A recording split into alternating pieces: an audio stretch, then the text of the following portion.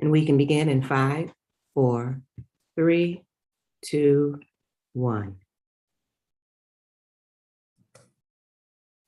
Good morning. My name is Kenyon McDuffie, council member for Ward 5 and chair of the council's Committee on Business and Economic Development. Today it's Wednesday, March 30th, 2022, and we're convening this hearing virtually via Zoom. It is also being streamed live on YouTube, and the time is 9:00 a.m. and I'm calling this to order this budget oversight hearing. This is the committee's 4th fiscal year's 2023 budget oversight hearing. We are in a good place this year, as I've stated over the course of these hearings. The district's fiscal year 2023 proposed budget includes $10.7 billion in local funds and $19.5 billion overall, an increase of more than $1 billion from last year. Our revenue has recovered to pre-pandemic levels and is expected to grow throughout the financial plan. And getting to this point is no small accomplishment, yet we still have a way to go as our recovery has been uneven. Those individuals and households at the top of the economic ladder continue to do well, while those who suffered the most before the pandemic are still struggling. That's why this budget season is so important.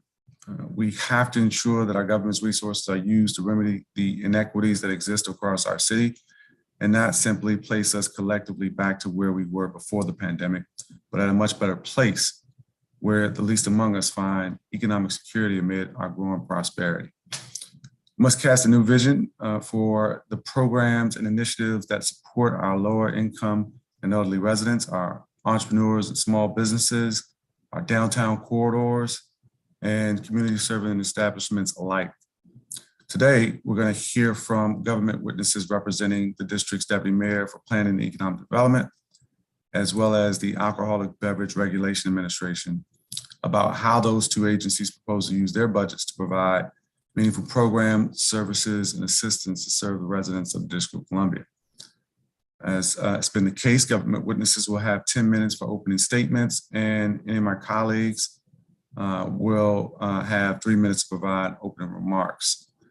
Testimony will be followed by 10-minute rounds of questions. And as a reminder, all participants should mute their microphones when they are not speaking. At this time, I'm going to check and see. I don't see any of my colleagues have joined at this point. And so I'm going to turn now to the Deputy Mayor for Planning and Economic Development, John Falchicchio. Good morning to you. Thanks for being here. You can begin your testimony whenever you're ready. Good morning, Chairman McDuffie and members and staff of the Committee on Business and Economic Development. I'm John Falchicchio, serving as the Deputy Mayor for Planning and Economic Development, and proud to be here this morning to present on behalf of Mayor Bowser her Fair Shot budget for FY23. Earlier this month, the Mayor presented her Fair Shot budget to the Council to make significant investments across programs with a focus on equitable economic development across all 8 wards and an emphasis on downtown and jobs. Looking forward to FY23, Mayor Bowser's budget for DMPED includes funding the key priorities and will ensure our ability to continue to promote and defend DC values to further inclusive prosperity as we work toward a more equitable district. So from recent analysis on the district's demographics, we know that the predominantly Black communities face housing inequities like greater housing cost burden and lower home ownership rate. Our FY23 budget investments in affordable housing will continue dismantling the legacy of racially discriminatory housing policies and practices that have contributed to the district's current housing inequities and ensure both equitable access to district neighborhoods and wealth building opportunities via expanded homeownership for residents of color. Through our capital budget, DMPED will continue to make progress on transformative large-scale economic development projects, which are a critical part of the way that we create new tax revenue, retail, and recreational amenities for communities and affordable homes. DMPED's capital budget includes $429 million over the course of the capital improvement plan for projects across the city, including McMillan, Poplar Point, Hill East, and 1234 Good Hope Road, to name a few. This investment also includes funding for our new communities initiative projects, including Barry Farm, Park Morton, Northwest 1, and Bruce Monroe. This investment will ensure we continue to make progress on important projects in the coming years. We're also making significant investments in homeownership opportunities, specifically for residents of color. A $150,000 investment will support the Black Homeownership Strike Force, which will make recommendations to reduce racial disparities in homeownership in the district, including how to best focus the new Black Homeownership Fund. The fund will ultimately support long-term residents seeking to pursue homeownership in the district. Equitable access, food access has long been a priority for Mayor Bowser, and we know that food insecurity has almost doubled in the district during the pandemic from about 10% to between 16 and 21%. The FY23 budget doubles down on Mayor Bowser's commitment to bring healthy food options to residents in the areas of most need. In FY22, DMPED established the Food Access Fund, a program to increase equitable access to fresh, healthy, and affordable food by securing grocery stores and restaurants and other food access points in areas with low food access, with a focus on wards 7 and 8. In our first round of awards, DMPED awarded $9 million in Food Access Fund grants to 8 locations across wards 7 and 8. The mayor's budget includes an additional $23.8 million for Food Access Fund in FY23. In addition, continued investment in our Nourish DC fund will expand the local food ecosystem to support small, fresh food retailers and other providers through grants, loans, and technical assistance. Earlier this month, we were excited to announce that we had awarded $400,000 to 9 local Biopic owned businesses in wards 5, 7, and 8. The DMPED budget includes $500,000 in FY23 for funding for Nourish DC. The FY23 budget includes $7 million for 2 additional existing programs, Great Streets and the Neighborhood Prosperity Fund. The long successful Great Street program grows the district's local small business economy and bolsters neighborhoods with inequitable access to retail opportunities. The Neighborhood Prosperity Fund incentivizes community development, economic growth, and job creation by leveraging local funds to provide gap financing for projects to attract private investment to underserved communities. We know that our local business community continues to feel the effects of COVID-19 pandemic that took the world by storm over 2 years ago. That's why the mayor's FY23 budget makes significant investments in existing programs that have proven successful in aiding small businesses most in need. $8 million for the Bridge Fund 3.0 will provide bridge fund investment by enabling arts and entertainment venues to reopen and recover post-pandemic. In FY23, we have also included an additional $4 million for the Commercial Property Acquisition Fund. The popular fund launched in this fiscal year that provides down payment assistance for equity impact enterprise eligible businesses for acquisition of commercial property in the district. The DMPED budget also includes $2 million in funding for the Inclusive Innovation Equity Impact Fund, which supports equity impact enterprise eligible businesses with training and investment in the form of revenue or equity-based financing, and $3.4 million to fund the Small and Medium Business Growth Program, which will provide new growth-focused investments for DC small businesses. DMPED's budget also includes investments that will restore and reimagine economic vibrancy across the city and promote job growth. One area of the city that will disproportionately be impacted by the pandemic is downtown, with office vacancy rates reaching record highs. To address the future of downtown, we're focusing on 3 key areas: filling the space, changing the space, and bringing the people. $7.5 million in FY23 is included for the Vitality Fund, and accompanying amendments in the Budget Support Act will provide flexibility in the types of business sectors we support and allow DMPED to target businesses ready to lease or own physical space in the district with a preference for the central business district. We're also investing in business retention, expansion, and attraction with a $1.4 million investment that will bring and support 6 new FTEs that will support our business attraction and retention, including FTEs focused on government leasing. By comparison, Arlington County and Prince George's County each have 9 to 11 business attraction and retention staff.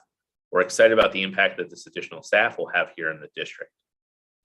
And then on changing the space, while DMPED continues to remain focused on encouraging businesses to return to office space, we also know that there are some changes to the work environment necessitated by the pandemic, which will stay for years to come. For that reason, the budget includes investments and programs that will encourage changes in the use of downtown office space. The BSA includes a subtitle that will establish a tax abatement for downtown housing conversions. This new pilot program will provide a 20-year tax abatement for property conversions downtown that result in the production of housing. Capped at $2.5 million per year, increased annually by 3%. It is anticipated that this program will create approximately 800 new housing units, 60 of them affordable, in the targeted areas near Farragut, McPherson, and Franklin Parks. We're also continuing our investment in the Creative Open Space Modernization Tax Rebate to enable the district to retain technology and innovation companies to existing employment and training agreements, as well as $5 million in new funds to target new businesses to support office space renovations and adaptation to address new work patterns and space needs. Finally, $750,000 in funding will support reimagining downtown, targeted effort to develop strategies with stakeholders to revitalize the downtown core in the wake of the pandemic. And then the final prong, bringing the people. The COVID-19 pandemic altered the lives of our residents in countless ways, and we know the business improvement districts have experienced an 82% decline in commercial foot traffic, from pre-pandemic levels. Post-COVID, people will have more choice and location flexibility. So we have to ensure that our neighborhoods, and in particular our downtown, remain compelling, attractive locations for residents and visitors. That's why Mayor Bowser's budget includes several new investments and programs aimed at bringing more people, residents and visitors alike, to our neighborhoods. A new $5 million competitive grant program will provide grants to create and enhance attractions downtown and in adjacent areas that are family friendly and encourage visitors. This includes a $1 million set aside for the enhancement of Franklin Park. We also will launch a new program that will pay DC musicians to play music at key locations and access points to the city and downtown, including Union Station, Gallery Place, Black Lives Matter Plaza, to name a few. In collaboration with Destination DC and Events DC, we'll develop a multi-year sustained marketing campaign to reimagine DC tourism, directed to attract leisure and business tourists. The over $2 million of funding will also be part of incentives to attract conferences, shows, exhibitions, and other attractions to the district. Finally, we'll continue our commitment to supporting large and special events through financial assistance to neighborhood festivals, which includes a $1.25 million investment, and funding to support large events and festivals, including the infrastructure needs to enable large-scale events with an investment of $1.5 million. We're also excited that this budget includes $100,000 to support a marketing and media bus tour across the Northeast in early 2023 to promote the Cherry Blossom Festival. So Mayor Bowser's budget for DMPED demonstrates her leadership and commitment to our shared DC values. The budget will allow key projects and initiatives to move forward and ensure we continue to invest in the longevity of our local businesses and residents. I look forward to continuing to working with you, Councilmember McDuffie, and members of the committee in the year ahead. Thank you for the opportunity to testify, and my team and I will be ready to answer questions as you have them. Thank you, Deputy Mayor, for your testimony. I do have some questions. Naturally, I'm going to start off as I have with other agencies discussing concerning racial and economic equity. I know you touched on a number of the programs that perhaps would fall under these categories, but I wanted to sort of hone in on a couple of them. You mentioned the Black Home Ownership Fund. You talked about the Food Access Fund, Commercial Acquisition Fund, Equity Impact Fund. I'm not sure if you mentioned DCAP, but the DC Anchor Partnership.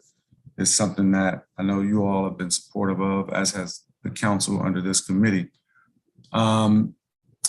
Just talk a little bit more about the Black Homeownership Fund and how you all envision that working, who would actually implement that. Right, so the mayor really wanted us to focus in on this issue and have a funding source at the end of it. So when I say focus in on the issue, what we plan to do this summer, so in June, after the council passes the budget, we'll actually start the work of putting together a strike force. We've done a couple other strike forces on rental housing. Before this one will be aimed at home ownership. The reason we call it a strike force is we'll assemble a diverse group of stakeholders and give them a deadline, a certain amount of time to come up with recommendations that they present to the mayor and that we'll share with the council, of course. And with that, instead of just waiting until the next budget to try to implement some of those recommendations, we'll actually have, as of October 1st, if the council passes the budget as proposed, a $10 million fund to actually implement some of those recommendations. So we don't go into the strike force with any prescribed notion of, or I should just say prescribed, maybe it's not pre-prescribed, but any notion of what the strike force will tell us the best way to invest that $10 million is, but we know that it'll be a strong down payment to actually implement some of the measures and the recommendations that the strike force comes up with. So what we will do over the next couple weeks to prepare for the strike force is work with our housing agency partners, as well as some outside stakeholders like Howard University and the Urban Institute to come up with some data to kind of set the groundwork for the strike force this June. Okay, and so you all plan to have the results of the work of Howard and Urban Institute by June? So what we'll do is, so Howard University actually is already undertaking a study of several of our housing programs like HPAP and IZ.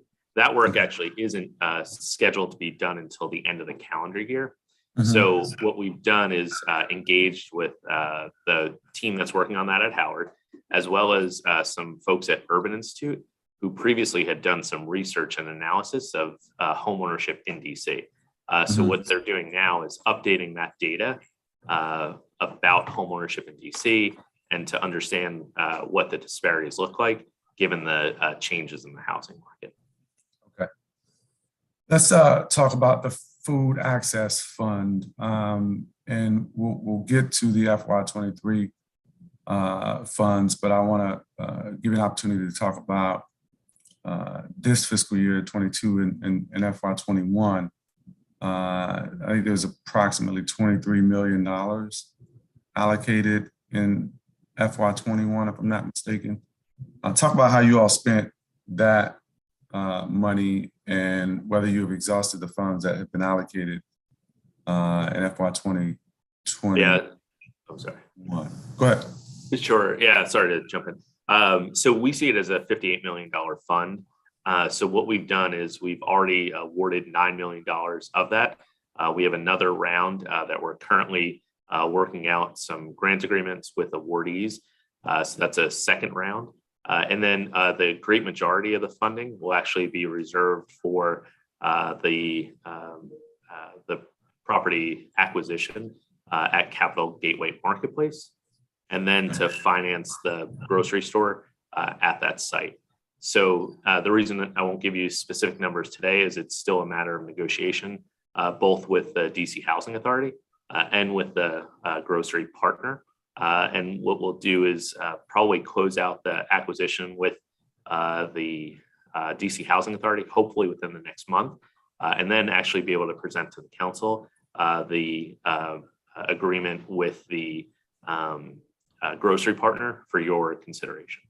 And that would, I'm sorry, and the reason I say that is because that would exhaust what we have in the Food Access Fund. Got it. Okay, no, I follow you. Commercial Acquisition Fund, obviously a priority for this committee. When we established it last year, really excited to participate in the program that the mayor had last week, and excited for all the folks who have been approved. Can you talk a little bit more about how things are going there. We allocated $4 million for fiscal year 2022, and the mayor's proposed FY23 budget includes an additional $4 million. What's the interest been like in that program? And do you have any numbers about how many folks have been approved? Just an opportunity to talk a little bit more about this and how important this program is. Definitely. We're really excited about this program, and I'll ask Mongoy to jump in. But really the big thing is we have $4 million in the current budget. And although we've finalized 2 awards at this point, we have another 10 lined up, and that would exhaust the $4 million. So we actually think that we'll be oversubscribed for this and be ready with the next, be ready to expend whatever is in the next budget with applications that are literally coming in now. So I'll turn it to Spotlight just to talk about what the appetite has been for this. Thank you, Deputy Mayor. Good morning. Yeah, absolutely. The program has gotten a lot of traction and excitement since it's been introduced. We've done a variety of engagements and meetings with membership organizations across the city, even financial institutions who are, looking forward to sharing their information and spreading the word about the opportunity. We have, like the Deputy Mayor mentioned, there have been about 10 conditional awardees, provided that they can continue to get all of their documents together, to the point that they close. That's when the grant is added to their stack, to their funding, along with their preferred lender. And so we've seen a lot of excitement. I mean, we still get emails right now saying, okay, what do I need to do to prepare? And so we know it's obvious that we want to continue to get people excited about it, but also prepared for it, because this particular program is designed for folks who have gotten far enough down the road where they've already identified a space, a location, that kind of thing. And so just making sure that folks are truly ready to submit an application and work with our partners over at City First Enterprise, which they have been phenomenal in navigating and working with other lenders and whatnot to get everybody across the finish line. So looking forward to seeing at least the 10 that are conditionally awarded. There are a few more that we're still working with as well, but we expect over the next 30 to 45 days or so that we'll begin to see more closing happening. So, and we'll be happy to report those out as they happen. And Chairman, I think the one thing to note is that we expect that we'll at some point exhaust the fund and have a gap between when we exhaust the funds and October 1st. So we're trying to still engage in those conversations because people are really excited about this, but also want to keep expectations set because there will be a little bit of time where we won't be able to fund applications. Got it. Okay. Well, thank you for that information. Let me turn next to guaranteed income pilot, another one of the priorities that the committee established in the FY22 budget, and was pleased to work with you all to implement that. At last week's hearing that the committee held for public witnesses, several people testified and asked that the district make permanent its cash assistance program and target additional populations. I'm not sure if you had a chance to hear that or anybody on your team, but before I talk about that proposal, I wanted to hear from you and your team what kind of response you all have received for the Strong Family, Strong Futures program. Specifically, talk about the interest in terms of applications and ultimately how many people are going to be served by that program. Yeah, let me bring Sharon into the conversation here as well. And the one thing I'll say is at a very high level, we're still engaging with those stakeholders who did testify before the committee. So we want to make sure that we continue that conversation. We'll also be coming to the council just for some clarifying language to make sure that participants aren't disadvantaged in other programs because they're participating in this program. But let me turn to Sharon to talk a little bit about what we've seen in the early days of the program. Thank you, Deputy Mayor, and good morning, Chairman. As you know, we have partnered with Martha's Table to implement the Strong Families, Strong Futures program. They received tremendous interest in the program. About 1,500 residents expressed interest in being part of it. The application closed on Monday, and the team is now in the process of reviewing applications. Ultimately, the program will be able to support about 130 people, and those participants will be selected through a lottery process. So have you all given thought to the possibility of making this type of program permanent, given the level of interest and demand for the type of assistance that you all are providing? Has that been something that you all have had an opportunity to discuss at all? We have, and I would say that given that this is very new work for us, we haven't traditionally been implementing such programs. We do think it's very important to learn from this first program. We are being very intentional about collecting data throughout so that we can take the most effective approach possible. And hopefully in the future budget cycle, we could learn from that and, depending on results, think about permanent or expansion of the program. Okay. The witnesses at the hearing last week also asked that district officials create a hold harmless fund in which monies will be placed in that fund in case program participants lost their TANF or other public benefits as a result of receiving the cash transfers. Have you had occasion to discuss the possibility of creating such a fund with any of your colleagues, maybe at DHS? Do you all anticipate maybe establishing something like that? We have had many conversations with colleagues at DHS and other relevant agencies to discuss prevention of any benefit loss. It does, of course, depend on the recipient, who that person is, what their circumstances are. We know that we can avoid any kind of benefit loss by structuring the payments as a lump sum to avoid loss of SNAP. Medicaid eligibility has also been accounted for. And then, as Deputy Mayor mentioned, we will be sharing legislation soon to prevent any loss of TANF. So at the moment, we don't believe that we need a hold harmless fund. But if the program were to be expanded, that would potentially be something to consider. Thank you. The Deputy Mayor's Office proposed operating budget for fiscal year 2023 is over $108 million. And this represents a 23% decrease from fiscal year 2022, primarily as a result of the having less availability of ARPA money. But that amount still represents approximately a 63% increase over your office's pre-COVID budget in FY23.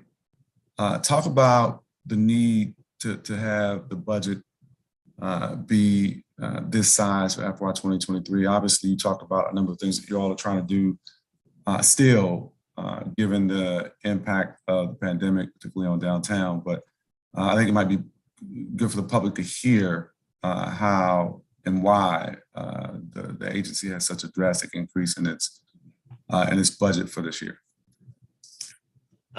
Thanks for that question, Chairman. And I think that we've always talked about coming out of the pandemic, and this was actually established by the mayor early on, was that we actually would need to focus in on three kind of phases: relief, recovery, and then growth.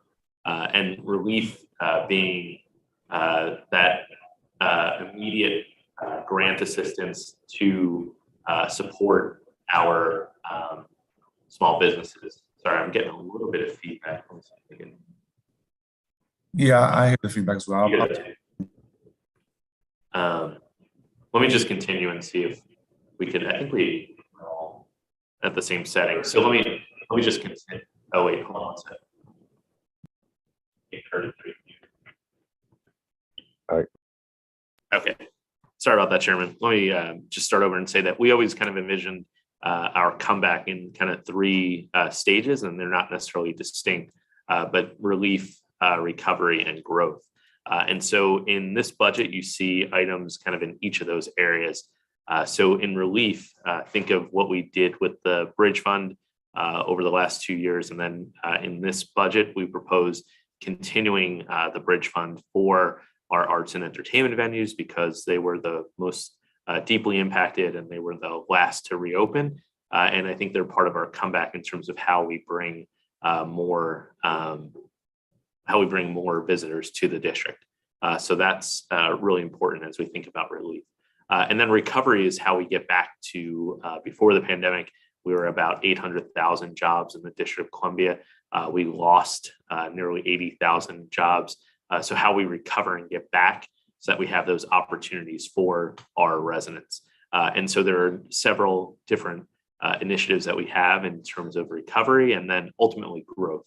And so I joke with the team here that we're the deputy mayor for planning, economic development, and grants, because during the pandemic, we really became an all hands on deck grant making operation. And so what you see in this budget, the growth that you see is investments in each of those kind of areas, relief, recovery, and growth, and then really kind of grants. And we did some grant making for even some areas that might not always have been traditionally something that DMPED focuses in on, thinking of kind of like the childcare grants that we did, an important thing that we were happy to help on. But DMPED has really figured out how to initiate the grant programs, how to actually push these grants out and make sure they're invested in our residents and our businesses. So what we also have in the budget is an increase in the number of FTEs as well. This is just a small part of that overall growth, but we need to be able to keep pace with our partners in the region who have dedicated business attraction and retention staff.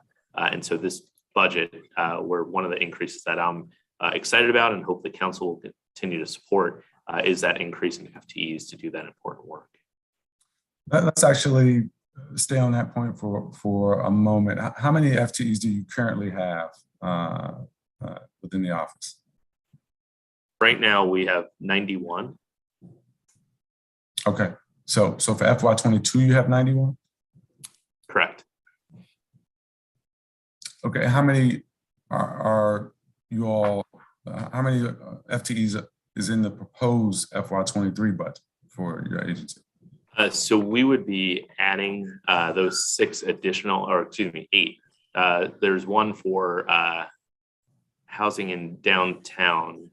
There's the 6 for, and I'm sorry, I need to figure out where so it's the housing in downtown, the food access fund, and then the other one is, or the other 6 are the ones we just talked about. Okay, so what's just so I know I have this correct, the total number that you're requesting in the proposed FY 2023 budget? It should be 99. So what we had was, and I think this is going to get updated in the errata letter, but okay. Yeah, because what happened was there was the additional funding, the $1.4 million to support the 6 FTEs. I don't think our FTE chart was all updated for that. Okay. So 91 FTEs currently, a request for an additional 8 FTEs for a total of 99 for FY 2023. And the 91 staff, or the additional 8, are they all going to be, this is the term, full-time equivalents? Is that the intent for all those positions? Correct. They're also, and I'm sorry, just to what you'll see when we send you the errata, it'll actually be an increase of 10, because there's also 2 transfer ins during or for the last, well, for for as long as I can remember. We've had 2 FTEs that have sat at Department of Human Services, or excuse me, DBH for New Communities Initiative. Those will just be transferred into the DMPED budget. So it's not a growth in the number of new FTEs in the government, but it's just a transfer into DMPED, which is where they generally work. So in total, it'll be the 8 new and then the 2 transfer in. Okay. And these are going to be positions that are in the budget over the course of the entire 4-year financial plan? Yes. Okay. Yeah. And that 1.4 million should be over the course of the financial plan. And like I said, the part that is that wasn't clear in our budget book was that additional 6 FTEs. So that's what we'll clean up in the errata letter. And you specifically talk about, I think, new business development staffers. And I know you mentioned this briefly in your testimony, but if you could talk about the need for those staffers, how you envision them enhancing the work of DMPED, and frankly, addressing the recovery and the growth that you mentioned as a part of the office's mission. Yeah, so the 6 FTEs would actually be in our business development unit. They would focus on that business retention and attraction effort. Of those 6, 2 would actually be focused on the federal government. And this would be the first time that we have dedicated liaisons who think of the federal government as a client, right? They are, the federal government accounts for at least 25% of the jobs in the district, and they use a lot of office space. They're the largest office user in the district as well. So what we want to do is make sure that we have dedicated staff who's engaging on those important discussions and monitoring what the federal government is doing with its office space. So that would be 2 of those 6 FTEs.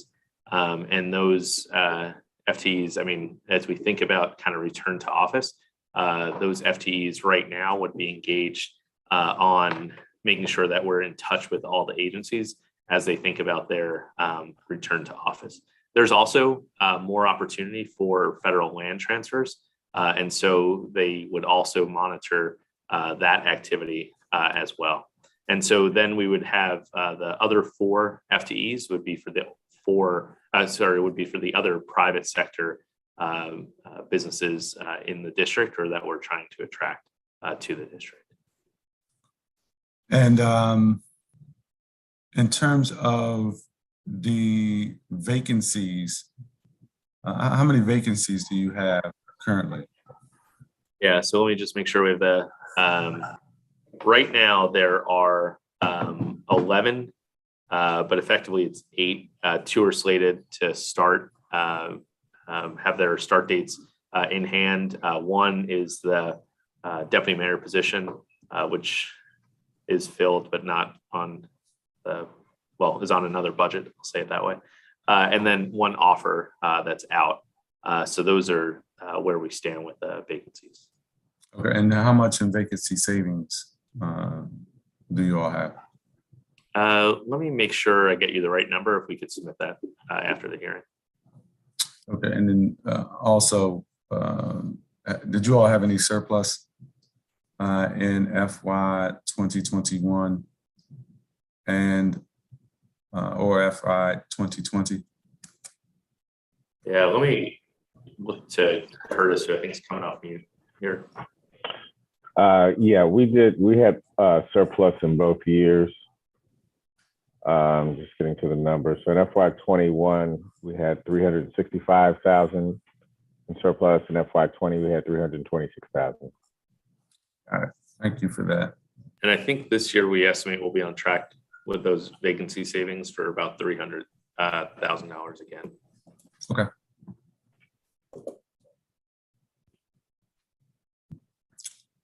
The proposed budget includes $6.4 million for corporate assistance monies in the business and workforce development programs budget. talk about what specific investments those funds are going to support.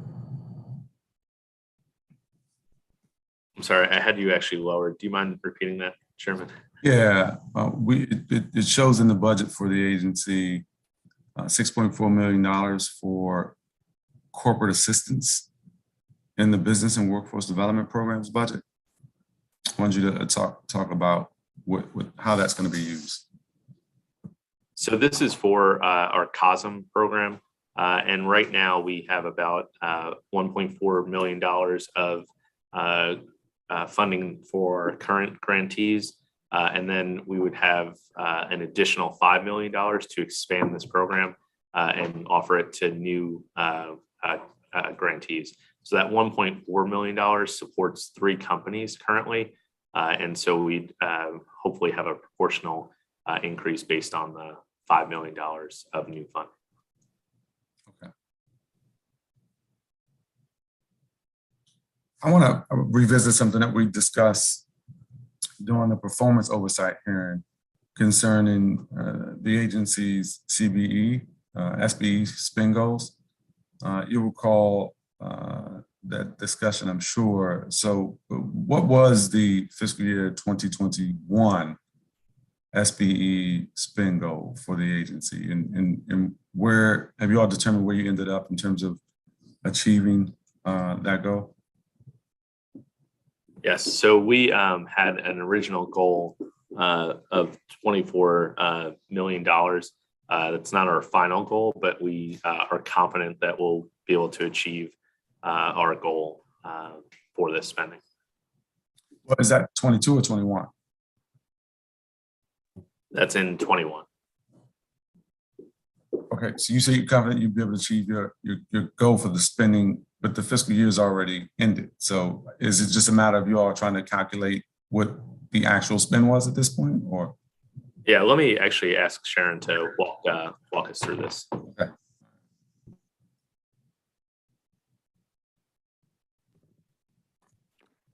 Hello. So yes, our original fiscal year 21 SBE spend goal was about $24 million. The Department of Small Local Business Development works with the Office of Contracting and Procurement to finalize those final spend numbers. They're still in the process of doing that for all agencies, not just DMPED, but we do expect that process to be complete next month in April.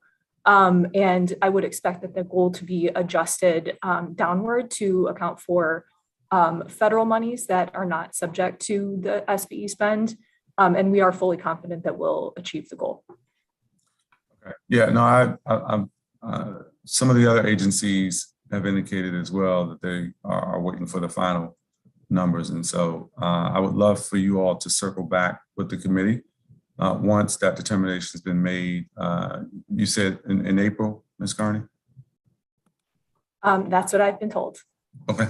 All right. Well, whenever that determination is made, if you all could follow up with the committee to let us know you met your goal. What's the goal for this fiscal year? It's about 8 million. Okay, and how are you all doing up until this point toward meeting your goal? I don't have numbers on hand, but I would venture to say that we are on track. We have surpassed our SBE spend goal for every year of the Bowser administration, and we are consistently spending with SBEs, so very confident that we'll meet it. And is it, have you all determined though if the challenge for the agencies in terms of the spend was the calculation of the federal funds? Because it sounded like to me in my review of the goals in oversight that a number of agencies had these really large spend goals for FY 2021 based on what I think is the federal funds. And it's the case that everybody's having to recalculate based on DSLBD determining that should not be a part of the spend goal. Is there any clarity around that? I actually think that's a better question for OCP and DSLBD because they work together to determine those goals and to verify the spend. Okay, all right. I mean, we can pose a question to them. I just figured you all might have some insights, just because it seems like a theme that I've heard from the agencies. Everybody's looking to have theirs sort of recalculated. So thought you might be able to shed some light on that. But yeah, whenever you all have the determination, know when it's made, if you could just circle back with the committee, I'd appreciate it. We would be happy to do that. Sure. At last week's oversight hearing for the Department of Insurance, Securities and Banking, Commissioner Woods mentioned that you all had applied for some federal funds and receipt of those funds was pending. I think $62 million is the amount that she mentioned for the Federal State Small Business Credit Initiative Program, of which 26 million would be transferred to DMPED to establish a venture capital fund. Can you share more about this proposal and whether you're going to need any additional authority to establish and administer that fund, and when you anticipate receiving those funds and when the program might begin? So it's a lot to unpack there, but if you could talk a little bit about that. Yeah, sure. You're correct. Yes, it's 62 million that has been allocated for the district. DISB and DMPED, we're really excited. We're collaborating on the deployment of funds, and DMPED is expecting to receive about 26 million of that. It's going to be in like three tranches. So the first tranche we'll receive is roughly about $8.6 million. And it's performance based. So as we deploy those dollars, then we begin to receive the other tranches. But the idea for what DMPED is doing with their portion is to create like a new venture capital program through a fund to funds approach. And so we're really prioritizing and working with those startups in that tech life science space. And thinking about how we can support those underserved founders. And this is really thinking through deploying dollars at that early stage of businesses, DC-based businesses that are here. We did just submit our application not too long ago, so we know that Treasury is still reviewing applications. We expect to hear something by summer. I know the light is shining on me, but we do expect to hear something by summer or maybe late summer. So we're continuing to stay abreast of anything that they have in terms of questions and things like that, because they're still reviewing. So more to come about exactly when we'll deploy, because we just submitted the application. So there's nothing else to do at this stage of the game, but there is some legislation that will be advancing as well to the council when we think about, our ongoing authority to continue to do what we're doing. I think the biggest difference with this particular fund, unlike what we have with our equity impact fund that is also available, is that this is not specific to EIE designated or eligible entities. It is still more broadly supporting underserved founders, but opening up that window. And these investments are much more significant. And so how we're doing this, when I say fund to fund, is that we'll have a fund manager that will then work with a variety of VC partners or capital firms to help deploy funds out to startups and founders. And so we're really excited about this as we think about how we're trying to attract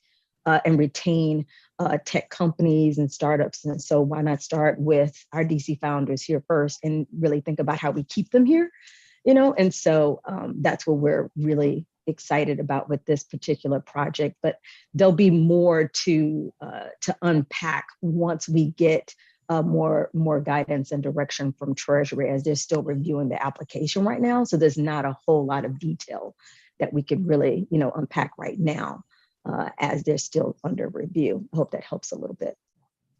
It does. No, I appreciate that. Now, you anticipated my next question. I was going to ask about the difference between what that program would be in the Equity Act Enterprises Fund. So I appreciate you sharing that information and plans for those funds. No problem.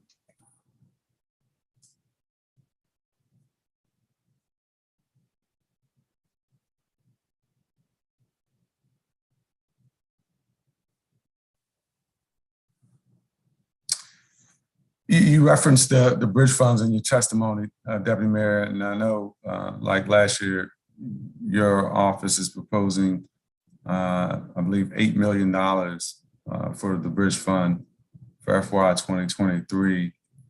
Talk about whether this is going to be administered in the same way as the previous tranches of bridge funds, or whether you all have any additional plans for the bridge funds as proposed in FY 2023. It would be a similar way that we administer the funds. What we're looking to do is support arts and entertainment venues in their comeback. So what we've seen, some early indications, is that people are starting to visit, they're starting to go out for events. But what we see is that even for ticketed events, we've seen some fall off even after people purchase tickets. And so what we need to do is continue to support this industry so that they can make it through, this comeback. We think that this $8 million will be able to help them with all the operating costs that they have while they work to market and advertise their business. We also know that the district just will slowly get back to that record visitation that we enjoyed prior to the pandemic. But without that returning right away, these businesses in particular will need our support. So one of the things that we have been giving some consideration to in the committee is a lot of the feedback that we've gotten from sole proprietors and some of these businesses that are non-brick and mortar businesses. Have you all given thought to the impact on those types of businesses who I don't believe were eligible for bridge funds? How you all responded? I imagine that these folks are reaching out to you all as well. Think about some of the event planners and other musicians, promoters, music promoters. I mean, they're part of the arts and entertainment ecosystem, but maybe not as large and as well established as some of the other entities. Have you all given thought to how you can support them? Yes, so we have a couple of different initiatives, and I think to your point, I think they were eligible in Bridge Fund 1.0, not eligible in 2.0, and we don't envision it for 3.0. We do have some other programs, though, that we have proposed.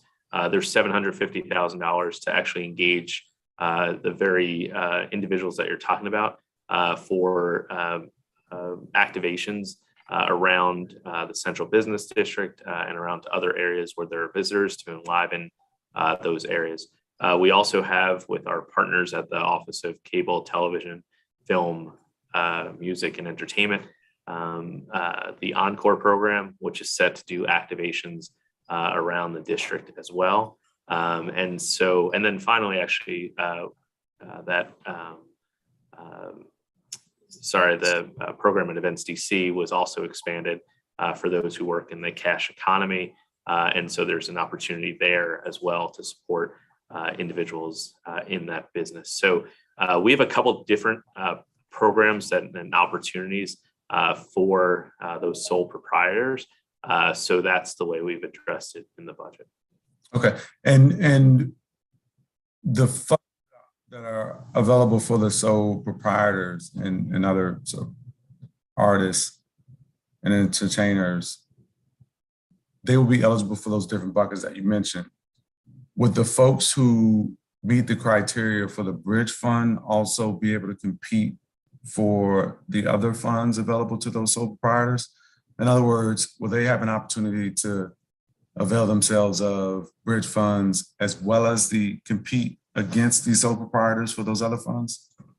Yeah, so like as an example, the $750,000, the way that's envisioned, that it would go directly to artists and musicians and the creatives. So that funding would actually be for kind of like individual performers instead of the institutions, as an example.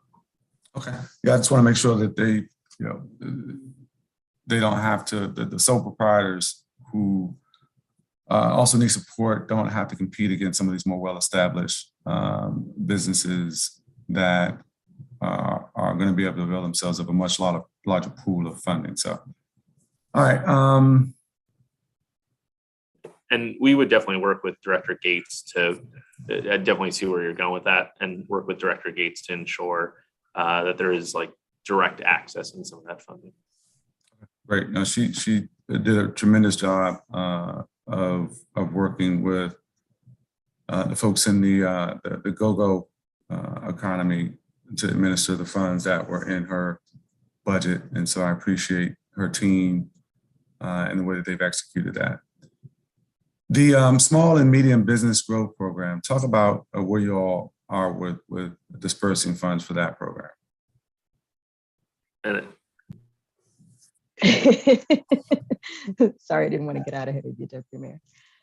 So the Small and Medium Business Growth Fund, which we are calling for short SMB Fund, we shared a little bit about that at the March Madness event last Friday, and was excited to kind of share that we are launching that program in April.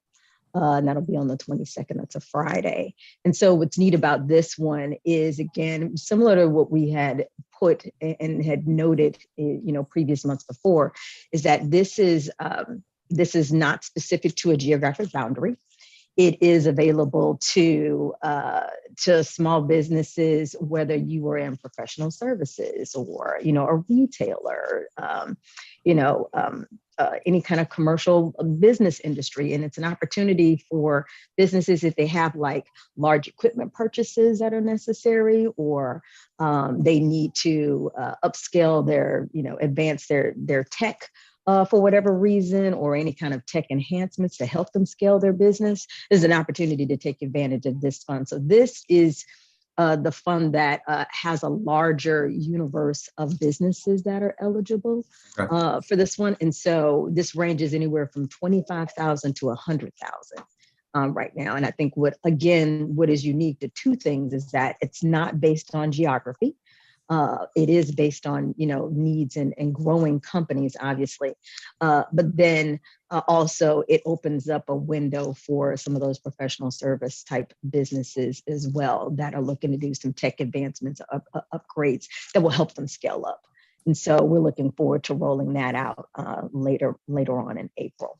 And we'll continue to keep, unveiling more information and eligibility requirements and things like that, building up to that time.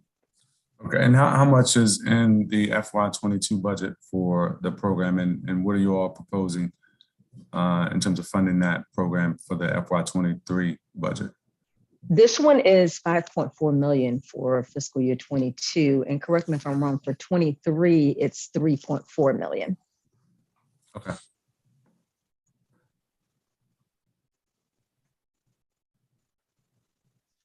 Y'all think you're gonna be able to get out 5.4 million within FY 2022?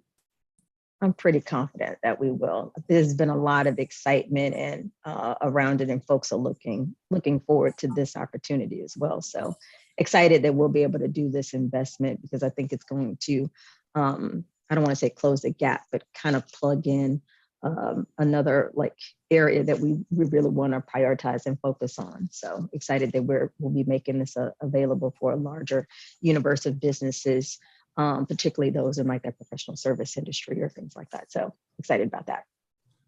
All right, Deputy Mayor, talk about the Vitality Fund. How much have you all dispersed for FY 2022, and how much are you all proposing to include in the budget for FY 2023? Yeah, so we actually, and just to close out about the small and medium business growth, I think the one thing that's exciting about that program too is when we think about relief, recovery, and growth, it actually is focused more on the recovery and growth, so that businesses actually can make those capital investments. So that's what's, where we, just like commercial property acquisition fund, we think we'll be oversubscribed there too, because businesses are ready and raring to go for it.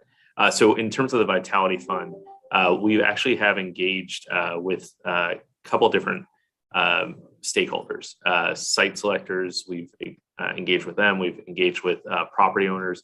We've engaged with brokers, and we've engaged directly with companies that are looking to locate in the central business district. Some of the feedback that we received are that the program parameters are a little bit, as people are sort of cautiously thinking about their office space in the future, that the program parameters are a little too tight for businesses to make those commitments. So in this budget, we're holding the Vitality Fund flat, but we're also asking for some adjustments to the eligibility, which we think will make the program more successful. So it's important for us that we continue to ask companies who will benefit from the Vitality Fund to make sure that they're in person at least 50% of the time. But as we talk to companies, and some of them are early stage companies, it's hard for them to do some of the things like commit to a 10-year lease. And right now, with the way the office market is and the way folks are not sure how people will come back to the office, the lease terms may change to a shorter period. So those are some of the ways that we think we can make sure that we're successful with the program. We are currently in those early conversations, but this is something that's going to take time to implement.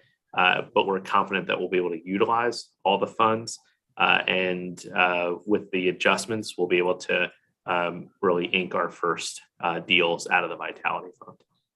So for the FY23 Vitality Fund, do you anticipate additional changes needing to be made in terms of what that subtitle looks like? Or do you all, as proposed in the mayor's budget, feel like you're going to have the added flexibility or be able to make the sort of tweaks so that that program is more attractive to its intended recipients? Yeah, I think what we've done with the Budget Support Act language is we've actually struck the balance between making it more flexible as we've kind of engaged with potential program participants, but we also are making it clear that we still need them to do what the purpose of the fund is for, and that's to bring more workers into the central business district and into our offices. So there are some tweaks that we have to make. We think those are prescribed in the Budget Support Act language that we proposed, but we also need to make sure that the fund does what it's intended to do, and that's to support more workers coming back to the office.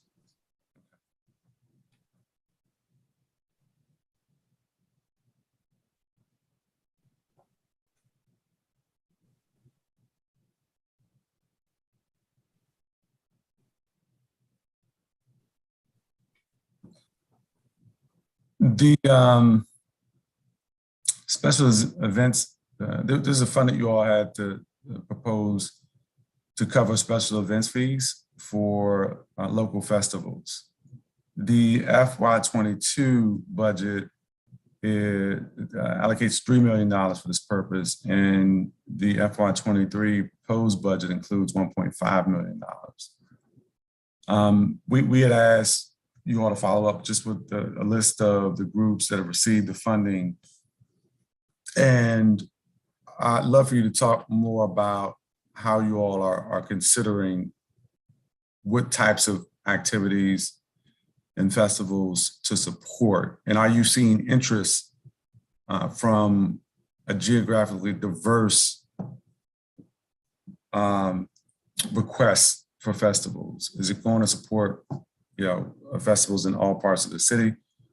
Give me your thoughts about the interest that you all have seen thus far, and perhaps your efforts to make sure that you all are getting the information to groups that would help to cover perhaps a more geographically diverse, or are you intending to focus on a certain area of the city with this fund? So this actually would be very geographically diverse. What we tried to look at was how much the district needed to support activities pre-pandemic, and then try to bring those activities back. So this could be anything from school groups like 5K or Fun Run, And what we do with it is we actually cover the district government agency support of those events. So we need to continue to reach out to groups that did events before the pandemic and to tell them that this is there for them in order to support the district government. So when we do talk to organizers about the availability of this funding, they're actually very excited, because one of the biggest burdens even before the pandemic to putting on these events is what it costs in terms of district government agency support. So I think actually this fund is really diverse in terms of geographically and the types of organizations that would utilize it, and they're meant to be free events. So Subangale has been working on this a little bit more, so I'll ask her to finish out that. Yeah. Thank you, Deputy Mayor. Just to build on that, when we're looking at the types of events like the Deputy Mayor mentioned, we most certainly have reached out to those events that have historically been held here in the city, but these are local events, right? We're not looking to support like a Nike, 26K or anything like that. These are hyper local events that we're looking at and opportunities. So we've done some extensive engagement with previous event planners that have done things here in the district, and then also doing significant engagement in partnership with our agencies like OCTFME and some of our other partner agencies to just make sure folks are aware of the opportunity that we are absorbing those district fees, those costs to put on a big event. One of the bigger things is, yes, we require that these are free and open to the public. And if they're not, that you built within your program, that you're creating an opportunity for everyone to take advantage, whether you're giving away a slew of free tickets or working with nonprofits or organizations to make sure that folks have an opportunity to experience some of these activations that are going to take place throughout the city. And so that's one of the big things. We definitely, want to understand what type of event, if there's a cultural celebration that's happening, how can people take advantage of that and demonstrate that? So those are things that we're looking for in terms of qualifiers. So the idea is that, we are looking to absorb the cost of those type of events that truly do allow us to consume these really cool cultural events and activations that are taking place across the city, and create an opportunity for folks everywhere to take advantage. So it's not specific to any part of the city at all. It's available for, we are providing opportunity for any kind of event across the city to take advantage of the event relief fund.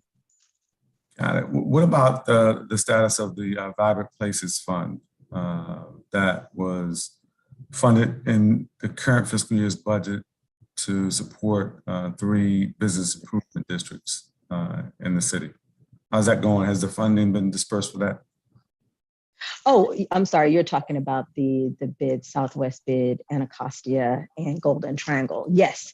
So that is actually moving along pretty well. We're excited as we've been working with them on, how they're proceeding to lay this foundation as we're providing these seed dollars for these innovations that are getting ready to take place.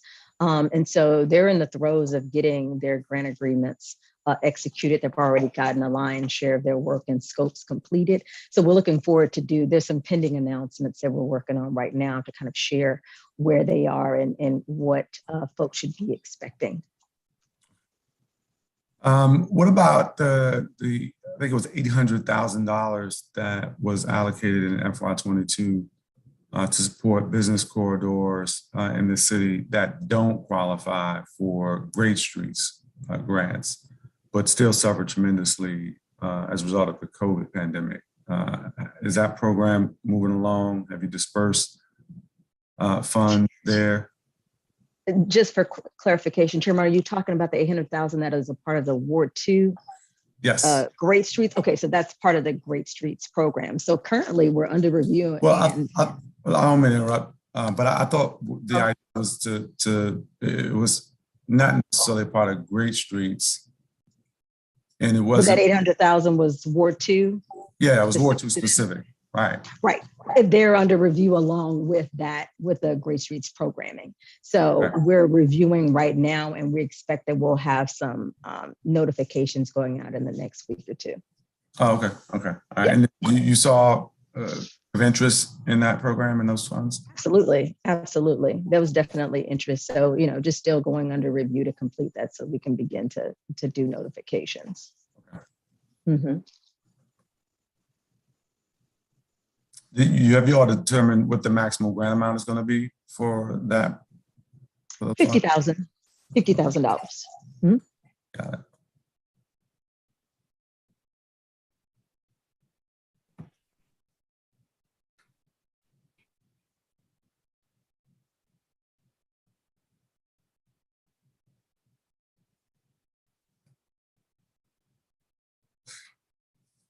As you'll recall, Deputy Mayor, I asked about your office's plans to assist businesses in the downtown core during last year's performance oversight hearing.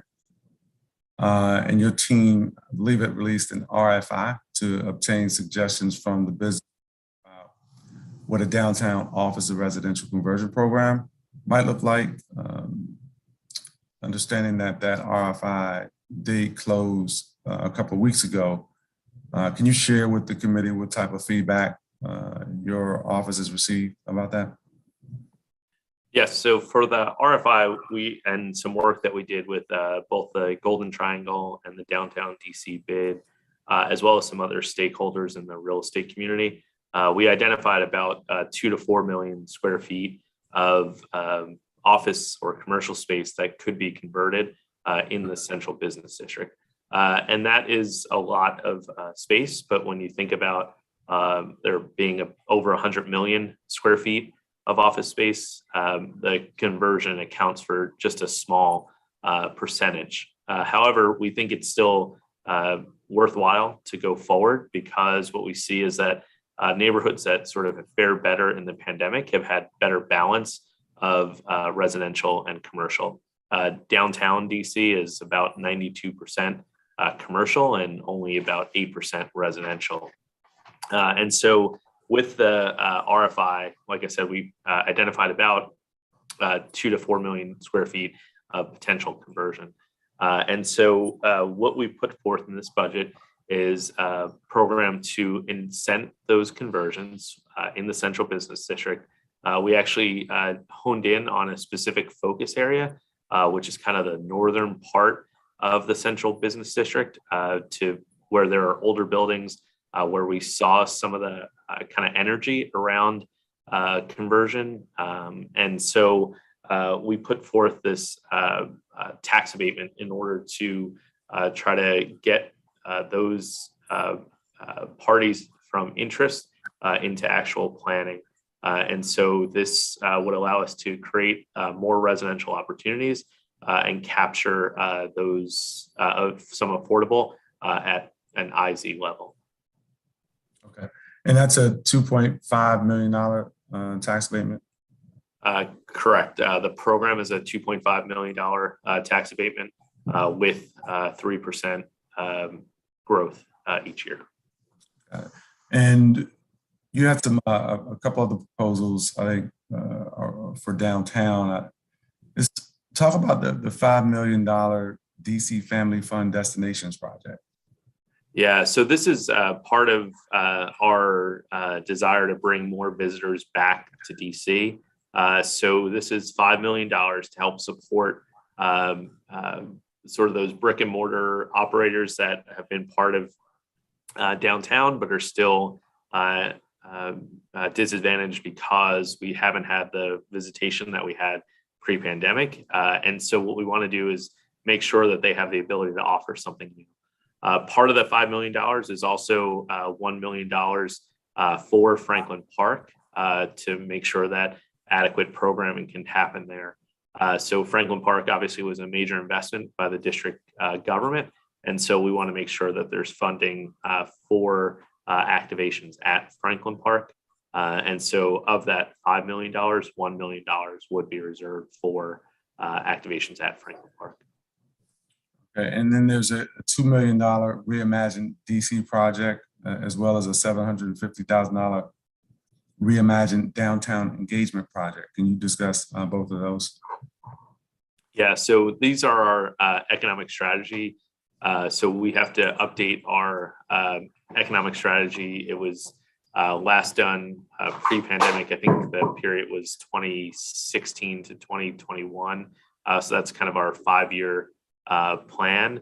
And then specifically around the central business district, we had started to do some more, some more planning. So that's what that $750,000 helps us do. It helps us to really kind of carry out part of that economic strategy work, but also specifically for downtown, what more we have to do. Then the $2 million is actually that first bucket that you mentioned is actually for our advertising and marketing of drawing more people downtown, drawing more people to think about living downtown. And one of the things I know the mayor wants us to focus in on is if people can work from anywhere, why can't they make DC be the place that they work from anywhere?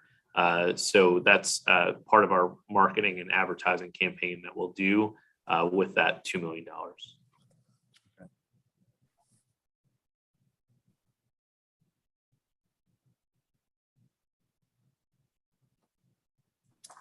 What about the U.S. Department of Commerce grant that you mentioned doing performance oversight that you all received from Commerce? Can you talk about that? Mm-hmm. So we're actually working with Events DC to plan out how we would utilize that funding. So it was about $12 million that would be used to do our leisure, travel and tourism marketing. So to enhance what we already do, but also think about some other approaches to bringing visitors and to make sure that those visitors convert to hotel stays. So think of people coming here for concerts or events, making sure that they actually stay here. So we're thinking and working with Events DC on how we actually make that sort of package opportunity so that we get people to not just come for events and leave, but come for events and stay. That hotel revenue is really important to the work that Events DC does, but it also employs a lot of people in the district. And if we get them to stay overnight, then we also will have to, or they'll utilize our restaurants and we'll have revenue from that as well.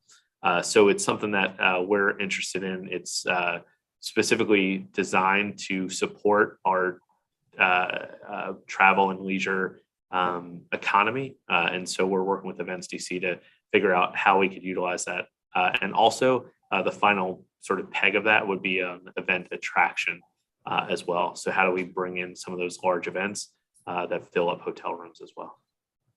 Okay. A couple of subtitles I want to talk about. There's a subtitle to provide real property increased limit for seniors and individuals with disabilities. Discuss that subtitle, if you would, and then I have a couple more after that.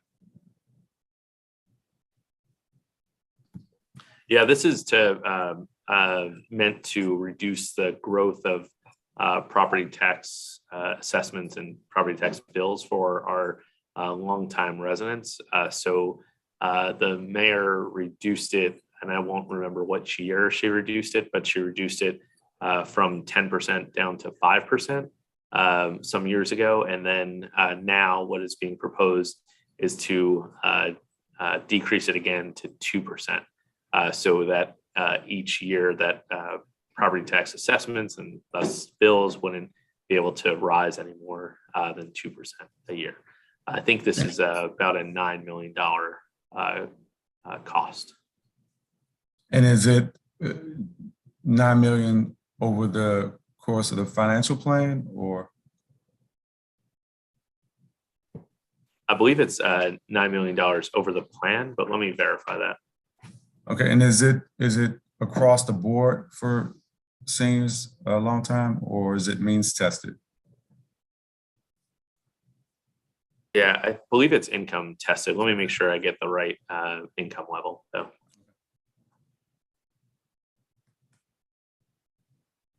And let me ask about the gross income exclusion subtitle in the proposed FY23 BSA. If you could discuss that subtitle. Let me actually see if we can get back to you with more information about that one. Which one are you referring to? The gross income? Like gross income, yeah. Okay.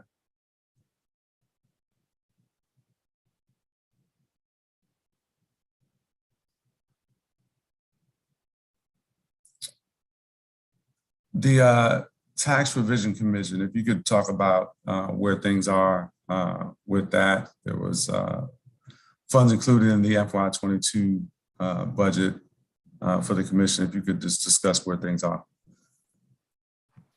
So the mayor has put forth her members of the commission. There were 5 members that represent 3 members with experience and expertise in taxes, 1 from the business community, and 1 sort of at-large community member. So those 5 nominees have been, appointees have been made.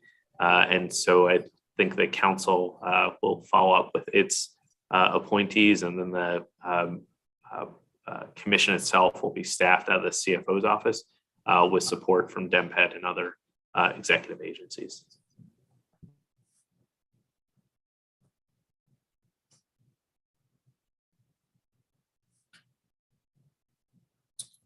There's a subtitle for a tax abatement for the Penn Branch Shopping Center, which is obviously, I think, important in terms of some of the housing that would be produced there. I wanted to give you an opportunity to talk about that and whether that's something that you all have factored into trying to achieve the housing goals that the mayor has laid out. Yes, Penn Branch has been a project that has been long promised to the neighbors who have worked with the housing provider or the potential housing provider to actually advance a plan that has broad support. So this tax abatement would actually allow that program to go forth, or excuse me, that program that's been proposed to go forth. We've been working at DMPED with fill in the space at the retail site. So actually, we've had applicants for Neighborhoods Prosperity Fund. We've had applicants for Food Access Fund at this site. So now the next component is actually advancing the housing that, like I said, the housing provider and the community have kind of come to a shared vision for it. So we're excited that with this tax abatement, we'd actually be able to get the project started. Like I said, it's been a long sort of promised project to the neighborhood. So with this tax abatement, we know that they'd be able to go to close and start on the project.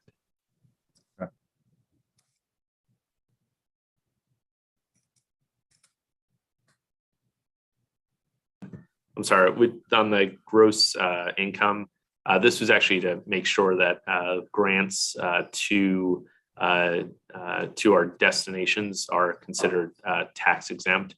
So this is something that we worked on with the council throughout the pandemic to make sure that when we give out grants that they're not then returning some of that in terms of income. So that's what the aim of that subtitle is to do, is to make those, at least for local tax purposes, exempt. And those are the downtown destination grants, correct? Correct. Okay.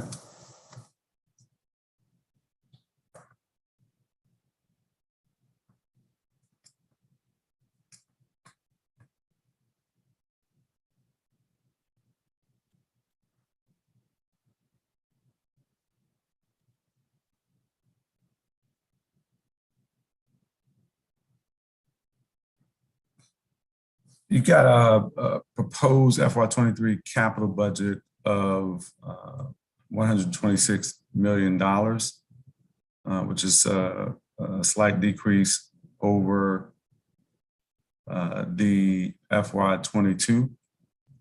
If you could get some updates on a few of these projects, including, I think you referenced it in your testimony, 1, 2, 3, 4, Good Hope. Northwest 1, I see is coming along as I drive past that location. I'd love to hear about Bruce Monroe and Fletcher Johnson as well, and then a couple more, but I want to start off with those. Councilmember, I'm going to turn to Sarosh to go through these. I hope you packed lunch because he's really excited, so he's going to go through these. Oh, actually, he's having trouble though turning on. I was stalling a moment there. He's having trouble with video. Yeah, I can give you an update.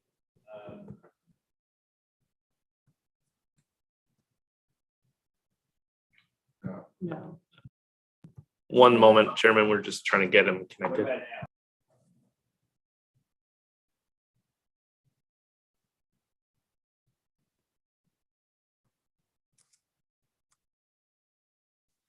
We're bringing him a device, Chairman, to get on.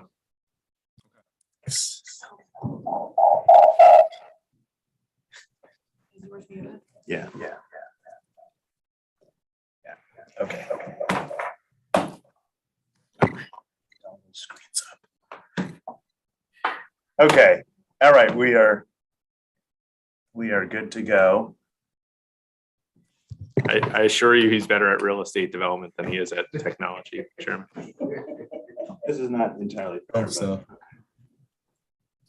All right. Well, why don't I go through and give you an update? Sure. Just brief updates. I mentioned 1, 2, 3, 4, Good Hope, Northwest 1, Bruce Monroe to start out. I'm sorry. Could you repeat that, please? Yeah, sure. The deputy mayor had mentioned in his testimony earlier, 1, 2, 3, 4 Good Hope Road. I wanted to just get a brief update on where that stands, as well as Northwest 1, Bruce Monroe, and Fletcher Johnson, some of the ones I wanted to initially hear about. Okay, absolutely. So why don't we start with 1, 2, 3, 4 Good Hope Road, as you mentioned. And this money is going to be used primarily for land planning because the site currently has split zoning. It was previously separate parcels, and there's actually a road network within those parcels. So we're going to have to do some engineering studies. We're probably going to have to do some entitlement studies and possibly also a map amendment. And that's something that we have discussed with the Office of Planning. And so this money is there to help facilitate that. Okay. And how much money is it? Is it showing? There's $2.5 million fiscal year 23, and then 2.5 in fiscal year 24. And as happens sometimes with these kinds of projects, if we end up needing to do some sort of infrastructure or environmental work, we might need to come back for more. But this is our estimate based on what we see currently on site. And what about Northwest 1? Okay, Northwest 1 is actually going very well. We will be finishing up the first phase in early summer of this year, and that will be 220 units and provide 65 replacement units. So that's actually kind of amazing because Northwest 1 was the first new communities project. And so to have residents returning and coming back to the site is pretty powerful. So we're very excited about that. And then we will be closing on the second phase, which will provide approximately another 200 units. And that will be closing in the beginning of the fiscal year. And that's the money that you see here, which is the $29 million. And then approximately a year later, in fiscal year 24, we'll be closing on the third phase. And the reason for that is we might need to go back and get a map amendment. So we're That's the time difference. And at the end of 25, early 26, we should be complete with the project. So we're very excited, and the residents are excited. We've been having meetings with the residents, talking about the return. And so there's a lot of energy and positivity around that project. What about Bruce Monroe? How much is in the budget for Bruce Monroe, and what fiscal year does it fall? So currently in the budget is $25 million in fiscal year 25.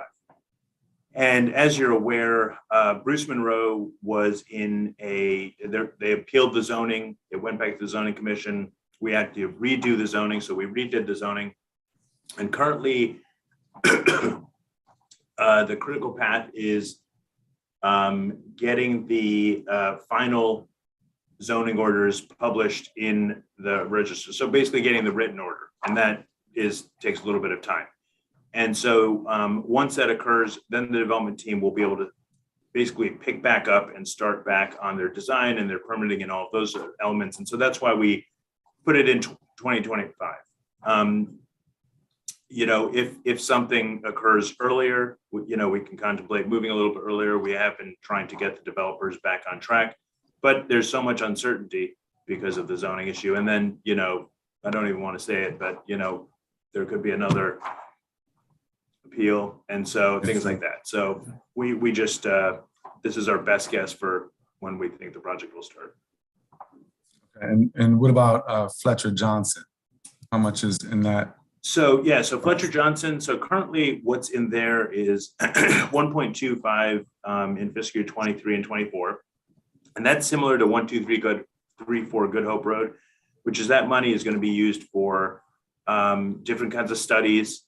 And as you know, Fletcher Johnson is a fairly complicated site for a variety of reasons, including the difference in grade, some of the infrastructure. There's an existing school, quite a large school on it. And then it was actually the site of a historically African-American cemetery. So there's that kind of survey work that has to be done primarily through, and it's done with through the Office of Planning. They have an archaeologist, so there's a whole process. And so this money is primarily for that. And we know we will be coming back in future years for additional funds to do the actual demolition and to do the infrastructure. But instead of sort of throwing numbers out there, we wanted to use these current $1 million to analyze the project and come up with really certain budget numbers, and then come back next year with the full amounts. Okay, and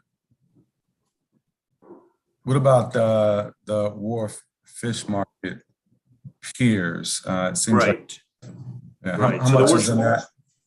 So there's $5 million in there for the piers, and basically the piers they're pretty old, and currently you know there's a lot of activity on them, but we believe that they could be further activated by, for instance, having bands or having shows or having you know, other kinds of activities there. And also we'd like to have more fish markets. We'd like to have more diversity in the fish markets. So different things that we've talked about. There's actually 2 piers.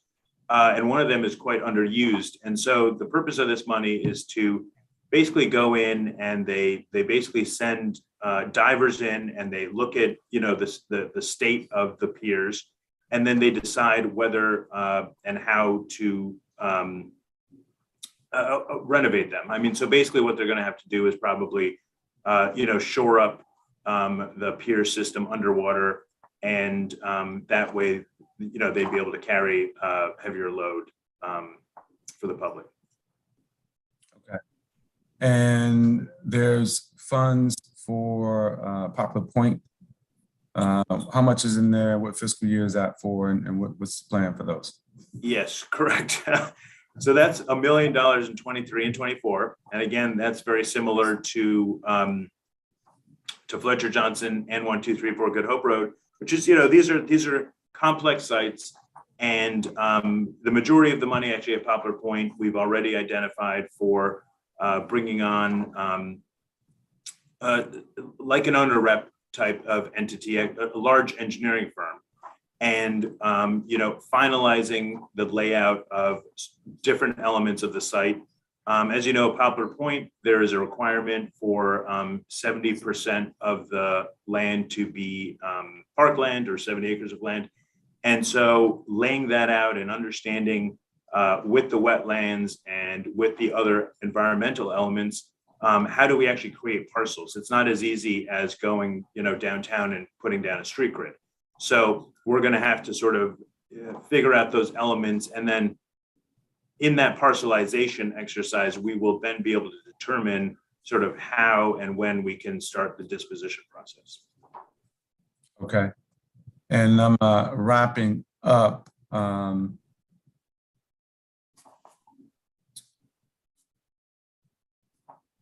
What's the status of Berry Farm? I know there was some challenge around an alley closing. Can you give me an update on that project? Yeah, the update is there's still, I believe, a challenge on the alley closing, and it is going to start affecting, it's actually affecting our critical path, but it's going to start delaying the start of construction if we can't resolve it. And when I say resolve it, have it passed by June. And so that's what we've been working with the engineering teams, we've been working with the developer, and we're basically at the cutoff point here. So it's already compressed and delayed a lot of the pre-development work, but at this point, if it doesn't happen by June, it is going to delay the groundbreaking and construction. Okay, all right. And Suresh, on that, I don't know of any, although it is just described as a challenge, the only challenge is getting it through the council. So I think all the information has been provided about what the alley closing does. I think all the questions have been answered. We really just need it to be brought to a vote of the council. So hope to work with your office, with Councilmember White's office, with the chairman's office to get that vote scheduled, because we're literally going to be ready to do a groundbreaking, early this summer. But, in order to keep advancing the project, we need to get that alley closing passed. And as everyone knows, we need to get more residents back. We have residents close by, but we need to get them back. And the only way to keep that going is to pass the alley closing. So I hope the council, I know it's a busy time with the budget, but I hope the council can take that up as quickly as possible. Got it. Thank you for that. Around this time last year, there was a lot of excitement around the Camel School, and the mayor included in her budget $20 million for the site's renovation. What's the status of that project? Yeah, so that, oh, good. Well, I'll just give a quick status. I mean, the status of the project is that DPR and DGS have been in contact with the community, and will be going out and doing a series of community meetings to contemplate different elements of the design, what kind of amenities and things people want to have included. And that should start, I believe, by the end of this year, that process. Okay, and just so you know, I don't know if you all have gotten some of the concerns that have been raised with my office, but my staff has told me that some of the folks in the community have been raising concerns about whether this is actually going to happen. I think it's natural to have, I think if you're in a city, for people to be anxious because they waited so long for something to take place at the site. Obviously, and this is positive, there have already been some construction of recreation facilities, basketball courts and the like on the site. And we've seen the community really rally around that and utilize the space in a way that they hadn't for decades. But there's some concerns about, when is the plans going to start? When are they construction going to start? And whether the whole site's going to be used for the community's benefit. Is there anything that you can share with the folks who might be listening about maybe reassuring them of the plans to use that site for the community benefit? And Suresh, I could jump in here. So DPR has begun that engagement. They'll work with DGS to actually execute upon it. As you mentioned, DMPED worked with DPR to make sure that that outdoor space could be made available. It's already utilized by the community, which we're really excited about. In terms of the $20 million project to restore the school, that's the engagement that I referred to, that DPR will lead and DGS will support. In terms of the remainder of the site, we are also excited that OP will kick off a small area plan to understand not just what happens on the site, but how the neighborhood is linked with better transit options and how we maximize things like green space and housing opportunities. So there is a portion of the site that we have talked about for potential housing opportunity. So we still have that portion of the site available for that. And I think what we'll see is through the engagement that DPR and DGS do in terms of revitalizing the school, and then the work that OP does in terms of the small area plan, we'll see how we can work with the community to potentially realize more housing opportunities at the site specifically. So we'll continue to work with your office. It still would take a zoning change because right now it is zoned industrial. So it would still take a zoning change for another use like a housing opportunity. Okay, but in terms of like the activation of the full site though, can the full site be activated while the other things are actually happening? The Office of Planning and the funds to do the study for Ivy City, is it possible for the community to work with DGS and DPR to make sure they're activating the site while the other things are happening at the same time? Is that no? Yeah, and I mean, we've all been out there. This site is activated. In terms of what gets activated next, I think the important thing is that the DGS or DPR and DGS will have to undertake a construction project that'll take up more than the footprint of the building itself. So in terms of utilizing more of the space, I don't know that we want to rush to that if it's something that we activate and then have to take away. So we'll be working with the community to make sure that we're clear on kind of what the next steps are. But that when you do a construction project, what we don't want is that to bleed into the community with the equipment and the staging and the things like that. So we're trying to give ourselves a little bit of flexibility and ultimately long term try to see that as an opportunity for housing as well.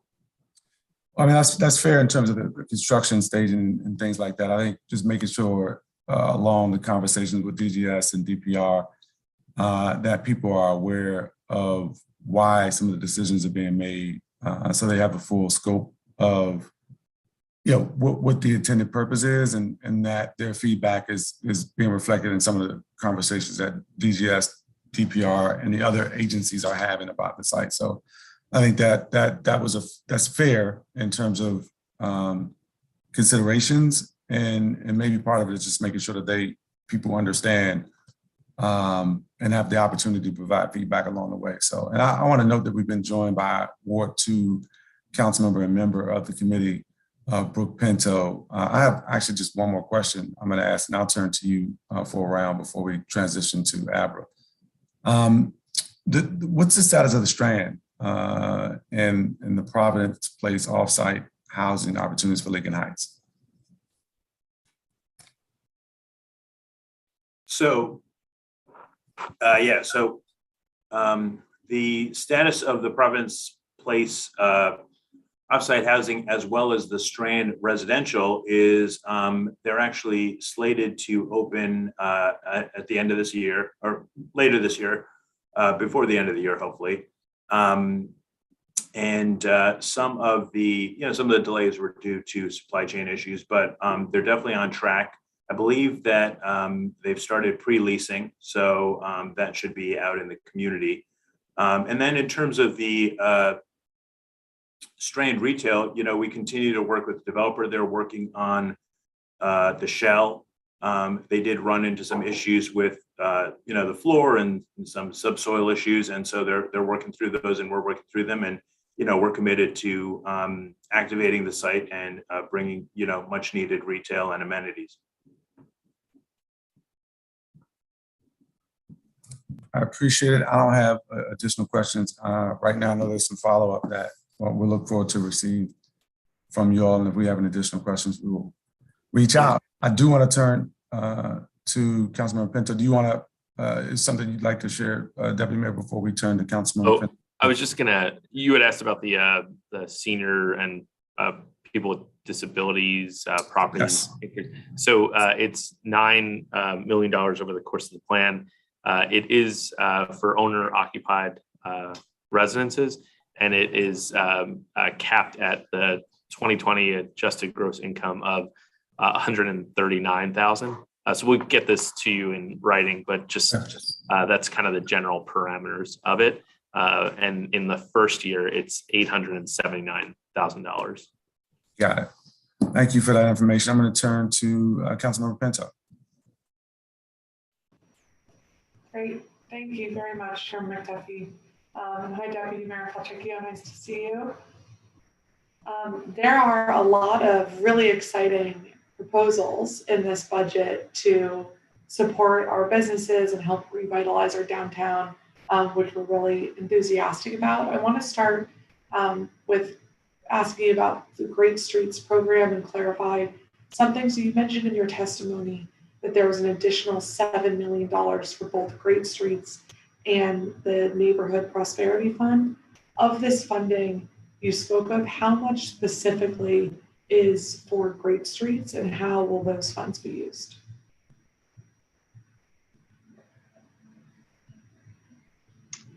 Good morning, council member. So with Great Streets and Neighborhood Prosperity Fund, it will be used in similar fashion to what we've done in previous years. Typically, we award Great Streets, the funding allotment is anywhere from $2 million to $3 million for Great Streets, and then the remainder is for Neighborhood Prosperity Fund, and that's ordinarily how we break it up when we do the allocation for each. Okay, and in the budget books, it looks like there's a proposed 10% decrease in the funding for the Great Streets program. Is that a accounting difference that we're not picking up on, or was that a planned decrease? I don't think. It's not I didn't account for it. Oh, it's the removal of the 800,000, the enhancement, the budget enhancement from fiscal year 22. The 800,000 enhancement that we had hoped for the expansion for Ward 2 businesses? That's the 800,000 enhancement. That's not in the Great Streets Neighborhood Prosperity Fund budget. Okay, and why was that removed? It was Councilmember, it was a one-time enhancement, so it just wasn't continued.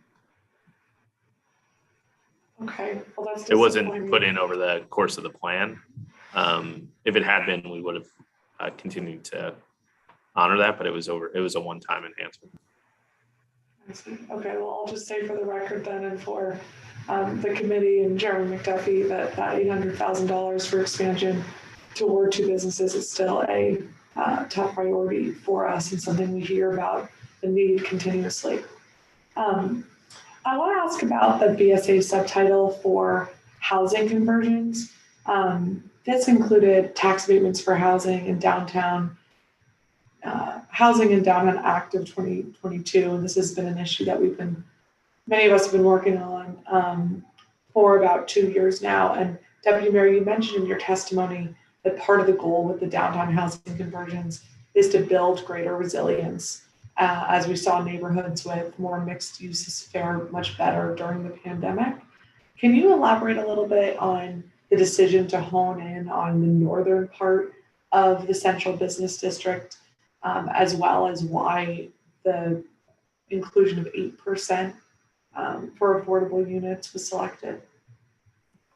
Yeah, so what we wanted to do was create a focus area where we saw some of the activity for change from commercial use to residential use. So we actually honed in on that area because we see that some of the buildings are kind of an older stock and a B or C class office space. So there's more potential there. We also think it also connects to what currently is a residential area or better mixed area. So kind of this is our first entree into the central business district. And so having that focus area really then also helps us create that vibrancy that we're looking for that comes with a mix of uses. And in terms of what percentage to capture for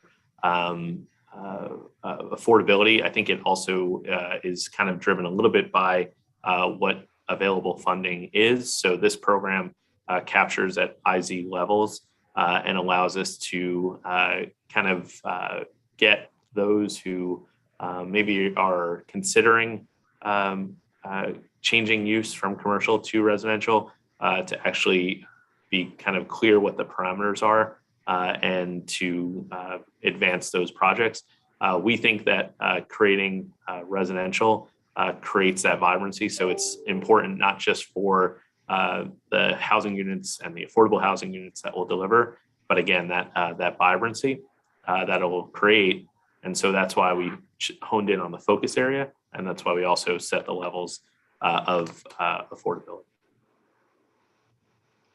Thank you. And speaking of investments in downtown, you mentioned this morning that part of the reimagined downtown DC funding is to implement a new economic strategy for our downtown.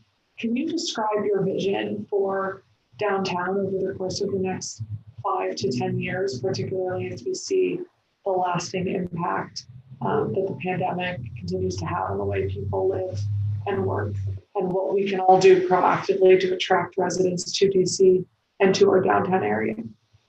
Yeah, so we actually have talked about this as a three-pronged approach. We need to fill the space, we need to change the space, and we need to bring the people. And in each of those prongs, we have different initiatives. So as an example, fill the space, an initiative that we had the chance to talk to the committee about is the Vitality Fund. And in this budget, we'll make the program parameters a little more flexible to make sure that we can make that program successful. So that's one prong. Changing the space is what we just talked about. Actually changing some of the uses of the buildings from that commercial purpose to a more balanced residential purpose. And then bring the people. There's a couple new initiatives in this. I know one that the mayor is really excited about is the Downtown Family Fund program, which would allow us to invest in downtown destinations, which have been hampered by the pandemic, and make sure that they can do new programming, create new attractions to help us get back to that record visitation that we had.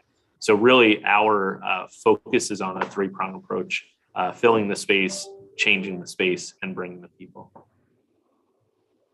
Thank you. And as you think about the next 5 to 10 years, how do you think that all of those initiatives will be able to advance our goals in revitalizing downtown? Those are a lot of really good strategies and funds for this year, but how do you even envision downtown over the course of the next few years? Yeah, and even as we talk about housing in downtown, what we saw in response to our request for information and work with the bids downtown, as well as real estate stakeholders, is that even if we were to change the use of all the applications that came in and everything that's on everyone's radar at this point, it would only account for about 2 to 4 million square feet of residential. There's about 104 million square feet of office in the central business district with a growing vacancy rate. So even if we converted all that commercial use to residential, we would only see vacancy go down by about 1%.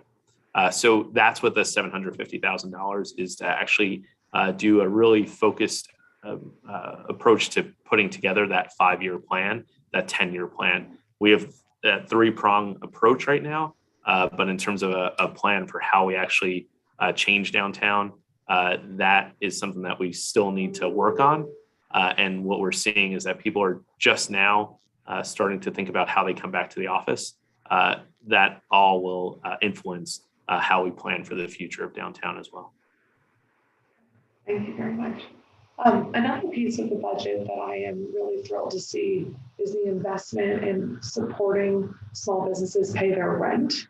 That's an issue that we continuously hear, especially from new DC entrepreneurs who would want to get started but don't have the liquidity yet to pay their rent.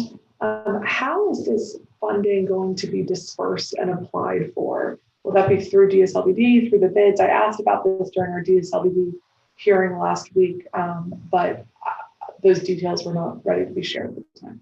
Yeah, so we are still developing what that would look like. I think the reason I know you and the mayor had talked about this approach, and I know that we had some success with the Golden Triangle bid through the Grow Golden program to bring DC businesses into vacant retail space. And so that's something that we still will kind of work over the summer to design the outline of what a program will actually be with our partners at the Department of Small Local Business Development. But the idea is that we would do something similar to, if I could, paint a picture of what it could be, it's something like the Grow Golden program in the Golden Triangle bid. Sounds good. Well, thank you very much. And I think that the bids would be a helpful mechanism to help those funds get to where they need to go. But thank you very much, Deputy Mayor Falchicchio. Thank you, Chairman McDuffie. Thank you. Thank you, Councilmember Pinto. And let us know, Councilmember, if you have any follow-up that you'd like the committee to do for the Office of the Deputy Mayor, Planning and Economic Development. All right, Deputy Mayor, is there anything else you'd like to add to the record before we transition to Abra? One that I have on my list that you mentioned that we haven't talked about, DCAP. Sure, please. Yeah, so we're excited. I see Spongler smiling. Excited to work with CNHED on funding this program.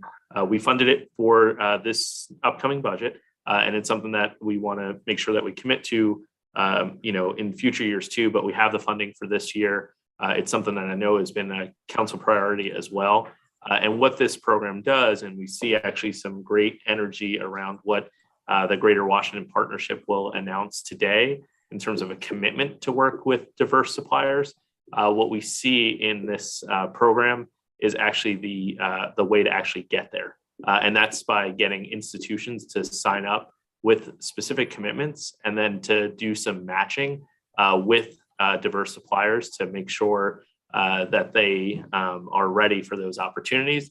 The other thing that's actually really interesting is, and this is feedback from CNHED, is that and they administer the program for the district, is that sometimes the suppliers, the small businesses in the district, are hesitant to go out and work with some of the institutions because they've heard this before, right? They've heard about this commitment to work with local businesses. So we're excited to have funding in this budget in order to work with CNHED to kind of figure out how we can work with the Greater Washington Partnership, to make sure that we have a program that is ready to support that ambitious goal that we as a region need to take very seriously. No, I appreciate you mentioning that. As you correctly stated, it's been a priority for the council over the last few years. We think the work that they're doing is fantastic, and we'd like to see more of it. So I was certainly pleased to see that you all had made a commitment to fund it for the upcoming fiscal year. I think it's $500,000 is in the budget. I would like to see it be recurring and be permanent. I think that should be a goal, and maybe that's something that the committee can discuss with your office about how we consider doing that. I think you also referenced the Greater Washington Partnerships announcement. I think that's ongoing right now. Maybe Howard University President Frederick is speaking at that event apparently right now. And I think what CNHED has been able to do with its partnerships with the anchor institutions is a model. And so I would love to see others engage in the way that they have to create more opportunities for Black-owned businesses in our city, but also in our region. So I appreciate you adding that to the record. Yes. Close that. And also, Chairman, what the mayor did was also double the funding. So in this year, and we'll work, with the committee and see how, we can do that on a course of a plan going forward. But this year, Mayor Bowser wanted to double it just because we know how important this is. And actually, we have the private sector's attention, especially the large institutions, on this work right now. So this is a great time for us to double down on what the council has put forth previously. And I know the mayor is proud of this investment as well. We appreciate it. And thank you for your testimony, you and your team. We're going to now turn to our next agency, which is Abra, the Alcoholic Beverage Regulation Administration. It's an independent agency of the District of Columbia government.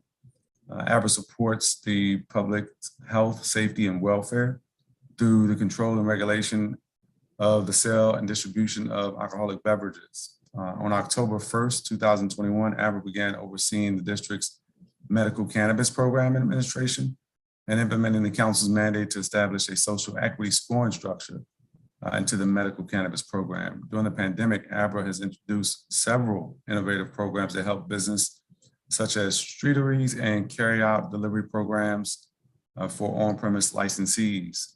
Abra's proposed fiscal year 2023 operating budget is approximately $10.8 million, which is a 3.7% increase from its fiscal year 2022 approved operating budget. The agency has budgeted for 65.3 FTEs, which is a slight increase over its fiscal year 2021 approved budget. Maybe that's supposed to be 22. With that, I'm going to call on our government witness. That is Abra Director Fred Musali. Good morning to you. Director Musali, you can begin your testimony whenever you're ready. Good morning, Chairperson McDuffie. Thank you for that introduction. I want to thank members of the committee and your staff, wonderful staff. My name is Fred Musali. I'm the Director of Abra. I am pleased to testify before you today on Mayor Bowser's fiscal year 2023 budget and financial plan, entitled A Fair Shot, the district's 27th consecutive balanced budget. I also have with us today Enu Godi, who is the agency's fiscal officer, to answer any questions the committee may have. As the district looks forward to rebuilding its economy as a result of the COVID-19 pandemic, this budget does more to make Washington, D.C. a place where people of all backgrounds and all stages of life are able to live and thrive and make key investments in infrastructure, education, affordable housing, health and human services, economic opportunity, seniors, and public safety. With regard to Abra, the mayor's 23 budget allows our agency to continue to operate as a customer-friendly regulatory agency that allows businesses and members of the public can easily navigate. Mayor Bowser's FY23 budget allows our agency to continue to address the public safety and welfare needs of district residents and visitors alike. I would like to personally thank the mayor for ensuring that our FY23 budget provides our agency with the necessary staff and resources to succeed in meeting our goals. Abra's total FY23 budget is $10,879,724 with 65 authorized positions. Abra is primarily a self-sufficient agency, with the agency to receive $385,000 in local funds to help support the district's medical cannabis program. Abra's remaining FY23 budget relies mostly on special purpose revenue funds collected by the agency. The one exception is that the Abra's FY23 budget does include $1,379,000 in dedicated taxes that will be used to fund the Metropolitan Police Department's reimbursable detail subsidy program. Today, I would like to discuss 1, Abra's funding for the agency's sale to minor compliance program, 2, Abra's funding request for the MPD reimbursable subsidy program, and 3, funding for medical cannabis certified business enterprises. First, the agency's FY 2023 budget sufficiently funds Abra's sale to minor compliance check program. Through this program, trained minors assist Abra investigators with checking licensed establishments to ensure that they are not selling alcoholic beverages to persons under the age of 21. Specifically, Abra's 2023 budget contains $68,000 for the agency to contract with a vendor to employ minors to conduct compliance checks for the program. This represents the same funding amount that was approved by the council in FY 2022. This funding level is sufficient to allow Aber to conduct underage drinking compliance checks throughout FY 2023. Second, I would like to discuss the agency's FY 2023 budget for the MPD Reimbursable Detail Subsidy Program. Abra's FY 2023 budget would fund the program in the amount of $1,379,000. This represents a $195,000 increase in the amount that the subsidy program was funded for fiscal year 2022. This funding level is sufficient to operate the subsidy program in FY23. The eligible hours for reimbursement under the subsidy program for on-premise retailers are between 11:30 p.m. and 5 a.m., 7 nights a week. Aber is currently reimbursing MPD 65% of the total costs incurred by licensees for off-duty MPD officers to work reimbursable details outside of licensed establishments. Finally, Aber is pleased to note that Aber's FY23 budget provides $300,000 to the Department of Small and Local Business Development to provide financial and technical assistance through grants and direct assistance to medical cannabis certified business enterprises. Our agency applauds Mayor Bowser for including this provision in her budget for the second straight year. As the committee knows, starting a medical cannabis business can be expensive, and providing financial assistance to social equity applicants is critical in order to provide them with a viable opportunity to achieve sustained financial success. In closing, the resources allocated to Abra will play a critical role as the district recovers from the COVID-19 pandemic and will support residents and businesses' efforts to reach and remain on the pathway to the middle class by providing a safe and well-regulated environment. The council and this committee are critical allies in this effort. I appreciate your work to ensure that we operate effectively and efficiently. I look forward to our continued work together to achieve our shared goals and give all residents a fair shot to the benefit from Washington, D.C.'s continued prosperity. Thank you for the opportunity to testify today. I look forward to answering the committee's questions. Thank you. And thank you for your testimony, Director Musali. We have some questions about your budget. I want to start it off with some questions around racial equity. In your proposed FY23 budget, are there some specific programs or allocations that are specifically designed to address racial or economic inequities faced by district residents? Sure. Thank you, Councilmember, for the question. So obviously the $300,000 going to DSLBD for medical cannabis applicants is critical. And we thank the committee for approving that last year. So I think one of the things as we continue to work with you on the program, do want to highlight is our budget lets us continue to work on the scoring system that you mentioned in your introduction. Did want to kind of highlight for the committee. So on noon, Monday, March 28th, the period closed for medical cannabis applicants to submit for 2 cultivation centers, 1 dispensary, and 2 testing labs. The agency received 18 applications by the noon deadline for 10 dispensary applications, 7 cultivation centers, and 1 testing lab. So as you know, we've been coordinating and partnering with DSLBD on these efforts.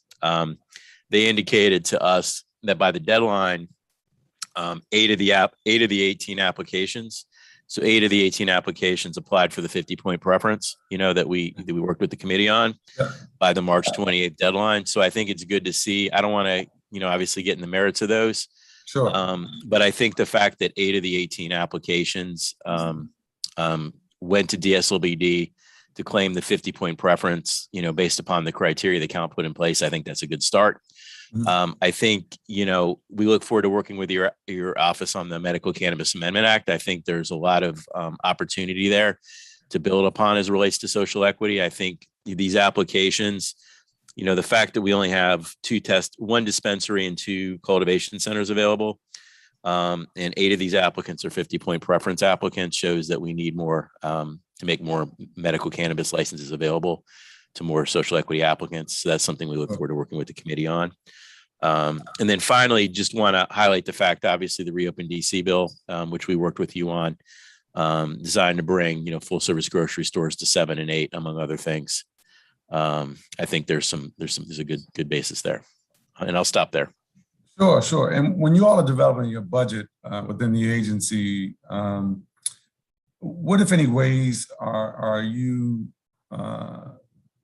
using to involve external stakeholders? Do you all get feedback? You actively try to solicit it as you think about how you all bringing your budgets together? I know, my office, we send out a survey and we try to engage. Obviously, we're a legislative side and you all have an executive branch agency, but I'm curious as whether or not you all are engaging as you formulate your budget.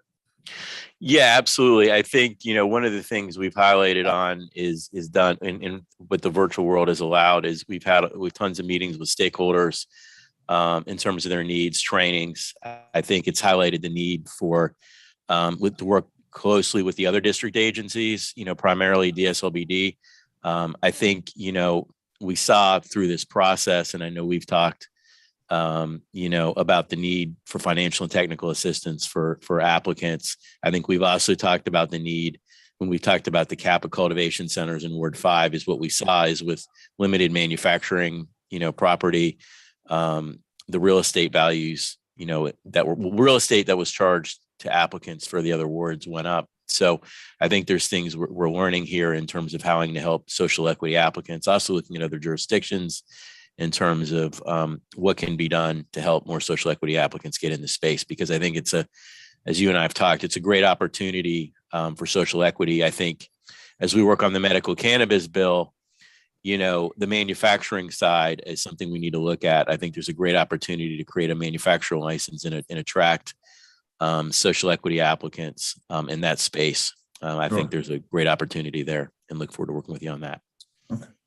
How many vacancies do you have currently with the agency? The agency currently has 5 vacancies. So we have 65 FTEs. We currently have 5 vacancies.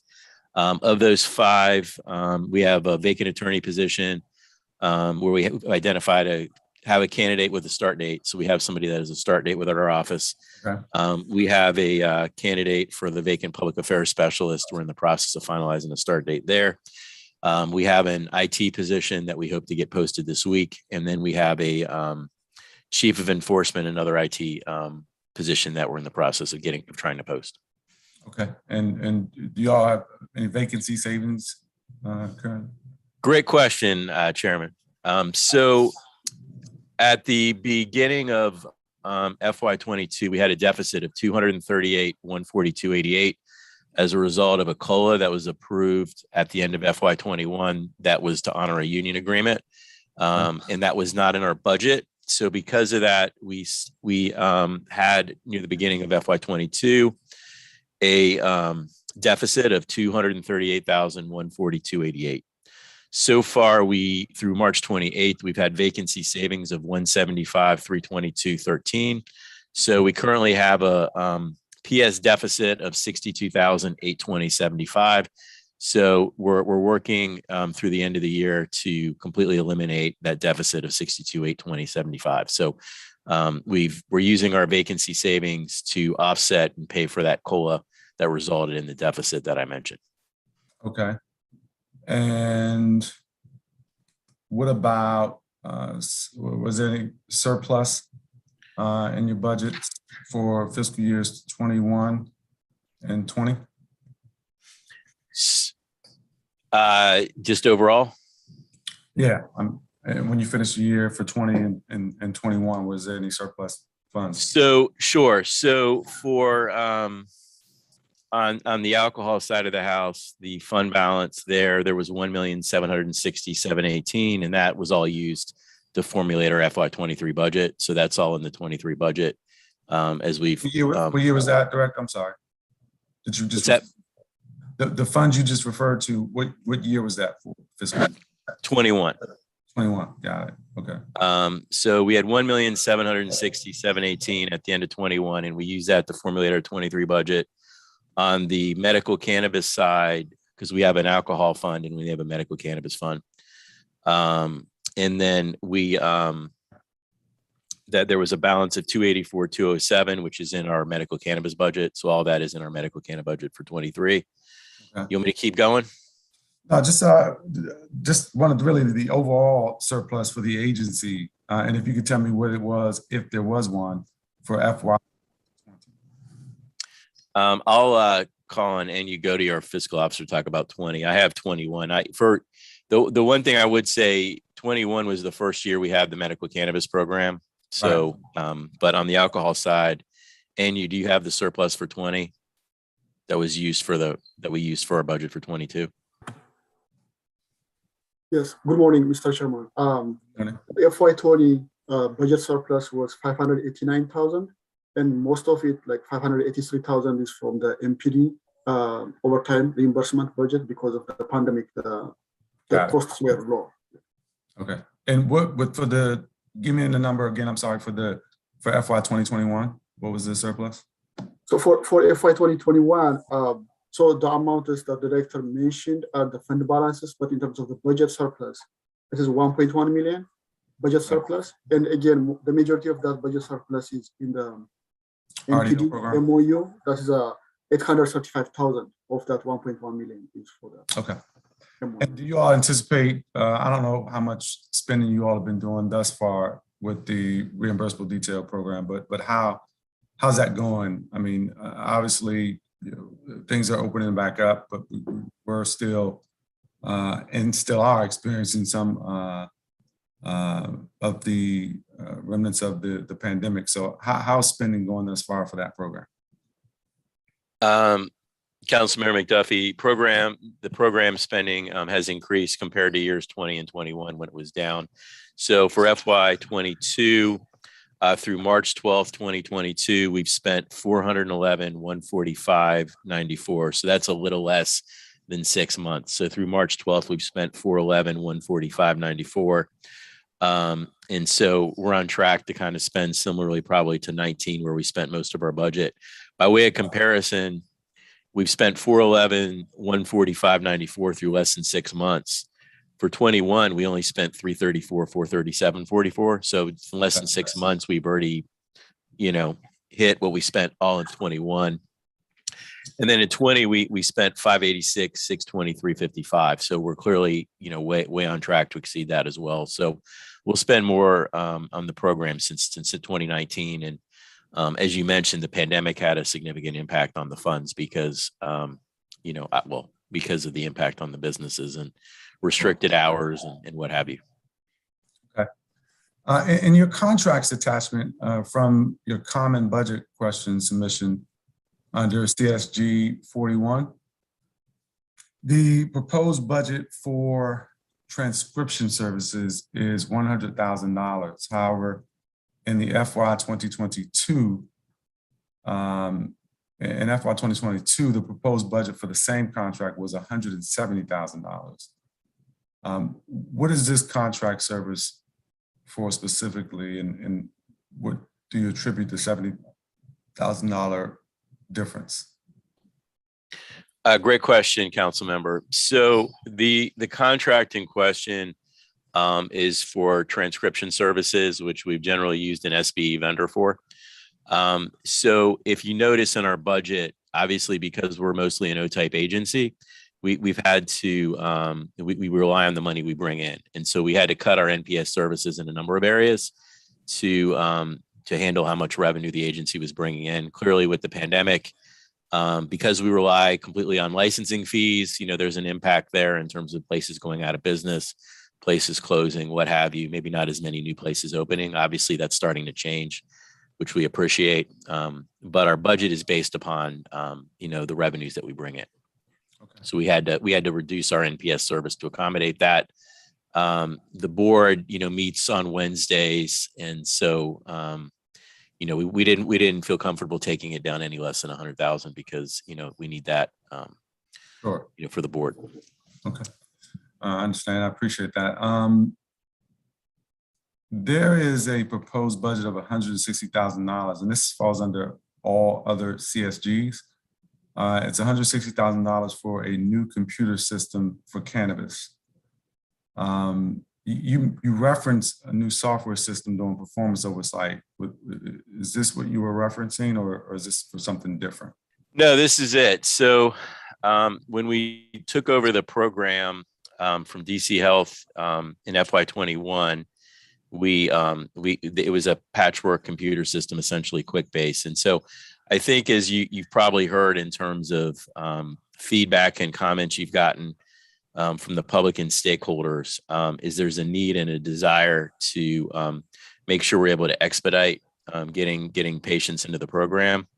And so this is part of our vision and tie-in to address the issue of as close as we can in real time, getting patients in the program so they can get to dispensaries.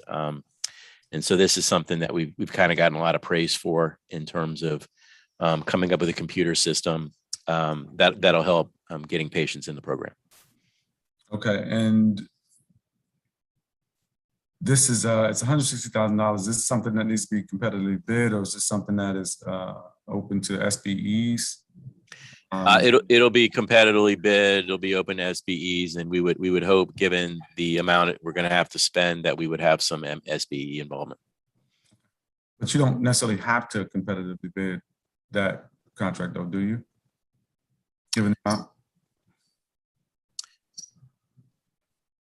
Well, that would be my goal. I don't have the answer to that question. I don't know if NU does. But I think less than $250,000. I think. Okay. They don't have to be competitively bid, and obviously competition is generally a healthy thing. But when we think about some of our SBEs and CB opportunities, I just wanted to throw that out there.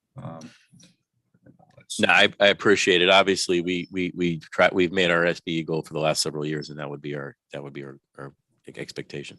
And I would go ahead and stay on that line of questioning. So what was your SBE goal for 2021? And did you meet the goal? And what is your goal for 2022? And how are you doing up until this point in terms of spending? Sure. So as I stated, we've made our goal in 19, 20, and 21. For 21, our goal was 134, 623, 19. We spent 300,000, 149.97. So we significantly exceeded our goal by spending 300,000, 149.97. Our goal for 22 is higher. It's 380, 732.28. As you know, most of the spending in SBEs comes second, third, and fourth quarter. We spent in the first quarter 22,000. That's all I have is the first quarter through the end of the. But we spent 22,076.65, which is 5.8% of our goal. So we still have a lot of work to do. We feel confident we're going to make the goal like we do every year. But as you know, in terms of things getting in the system, the first quarter is usually when spending is the lowest. And we talked about the reimbursable detail officers program a little bit earlier. The budget for FY23 is $1.2 million or so. Is that accurate? The budget for 22 is $1,185,000, and then the budget. Well, go ahead. No, you go ahead. And then the budget for 23 is $1,379,000. Okay.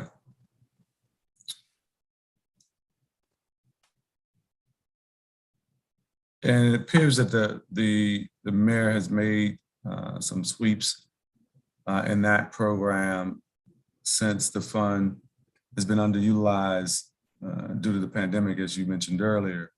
In FY21, it looks like she swept $650,000 in FY22.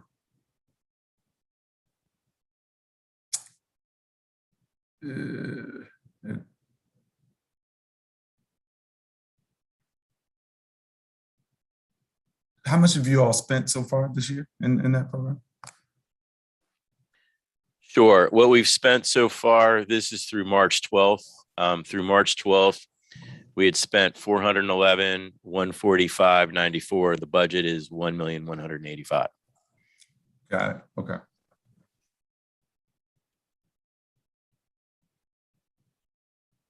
And just if you had to estimate how much do you anticipate spending in that program, given where we are year to date?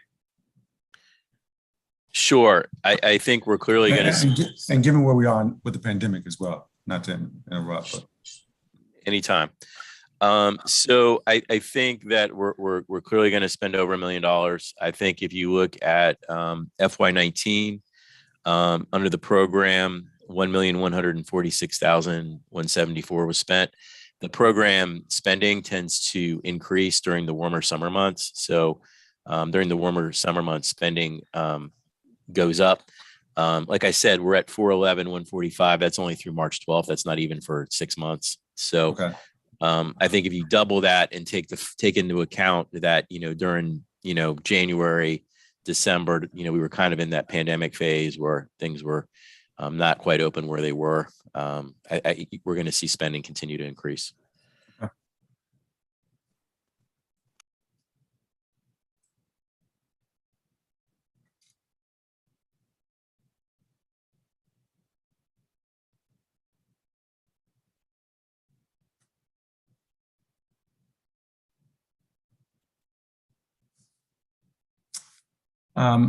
Looking at table LQ0-2 of your budget chapter, the agency's proposed budget for its special purpose revenue fund in FY23 is approximately $170,000 more, for a total of $9.1 million.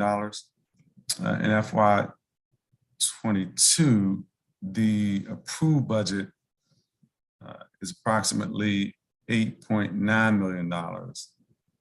And in FY21, it was $8.4 million. I understand that the funding source for the SPR fund to be generally licensing and permitting fees, not including fines. We're still in a pandemic, although things are getting better and we're opening up more, we're recovering. But how's the agency generating more money into the special purpose revenue fund? What other types of fees are deposited into that fund? As you stated, Chairperson, that fund is specifically licensing fees. It doesn't involve funds, which goes to the general fund. So what has helped us and through creativity is, we had to carry out and delivery endorsement. So, I mean, that's generating between $150,000 and $200,000 in new revenue, while at the same time, allowing businesses to, have the carry out and delivery endorsement, which has been extremely advantageous. As you know, the Reopen DC bill creates a streetery where the fee is $100 for that. We obviously have the third-party delivery license that was created. We have the commercial lifestyle license that was created. We have the pop-up, others fees associated with all these things. So what we've tried to do is through innovative, creative things that help business, charge reasonable fees that aren't too onerous to businesses, but that also generate and help the agency cover their costs. Okay, and it looks like there's a 0.5% change in FTE for the SPR fund. Can you talk about that? Yeah, I'm going to let and you go to your fiscal officer talk about that. That really more ties to the OCFO and not really Aber. I think it's our percentage of a cost for the agency, our agency fiscal officer. But Enyu, do you want to talk about that? Yes, Director. So, Mr. Chairman, that FTE increase is because of the new process change in the inter-district process.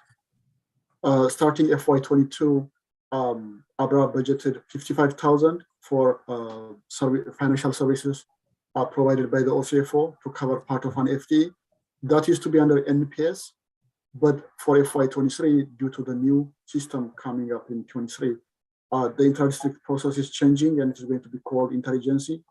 So instead of advancing funds and then transferring billing, the seller agency will be directly using the buyer agency's budget. So instead of us sending the funds, OCFO will be directly charging Abra's budget for that FTE, for that part of FTE. So that FTE has to be also budgeted in Abra's book. But in terms of budget, it didn't have any impact, only just FTE. Got it. Okay. Thanks for the explanation. Director, where are the fines that are collected by the agency? Where are they deposited? And what's the total amount of fines collected in FY21? So the fines go to the general fund. They do not go to Abra, they go to the general fund. Abra has exceeded its fine goal every year. And I don't know if you have that information there. Otherwise, we may have to get that back to the committee. You wanted the fine information for 21?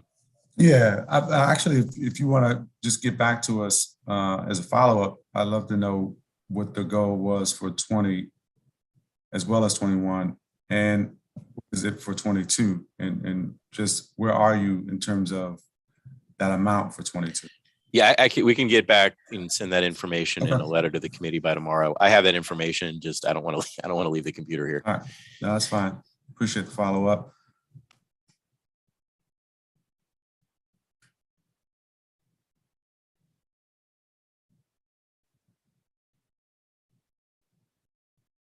The agency has listed the contracts it anticipates executing for FY23 and CSG 41.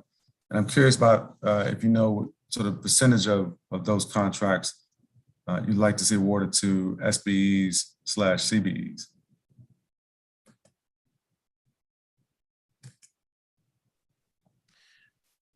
So I don't know if you want to take this question, but we use our transcription service contract. We always use an SB there. And then for supplies, printing, all those type of things, we always use an SB for that. Is there anything else you want to highlight, and you on that? So I'm not quite sure about the type of vendors, but I believe maybe the metric, the medical cannabis contract, maybe CB. Okay. But I'm not familiar with the CB goals. I may have to check with OCP on that. Okay. Director, we called the pretty robust cannabis hearing last year on November 19th. Many stakeholders have suggested reinstituting the Medical Cannabis Advisory Committee under the code section 7-1671.09. In your view, what's the role of the commission, and what entities did the members represent on that commission? Sure. So the main aspect of the committee was to look at underlying conditions, medical and dental, that a qualifying patient would be able to get medical cannabis. So when the program started, there were limited conditions that qualified for medical cannabis. Up until a couple of years ago, the qualifying conditions were basically expanded to just about everything. So that the healthcare practitioner thought would be helpful. So I think if we're going to look at reexamining the advisory committee, we probably need to look at what its goal is going to be and what its vision and what it's intended for. Because at this point, if a healthcare practitioner believes it would provide medical or dental benefit to the patient, they can recommend it. So I don't have a problem working with the committee on that, but I think the goal and the vision of the committee would have to change. Okay, I appreciate that. I'm going to note that we've been rejoined by Ward 2 Councilmember Brooke Pinto. I have just a couple more questions, and so if the staff would just put me on a 5-minute clock, I should be finished by then. Director, the agency currently has a medical cannabis administration fund, which is the area where medical cannabis licensing, permitting, and registration fees are deposited. How much is currently in that fund, and how much was deposited into the fund for FY21? And can you take that question? Yeah, sure.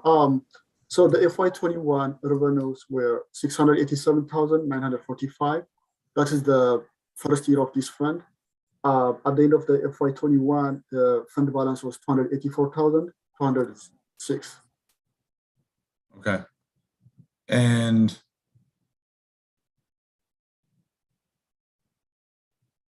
okay, got it.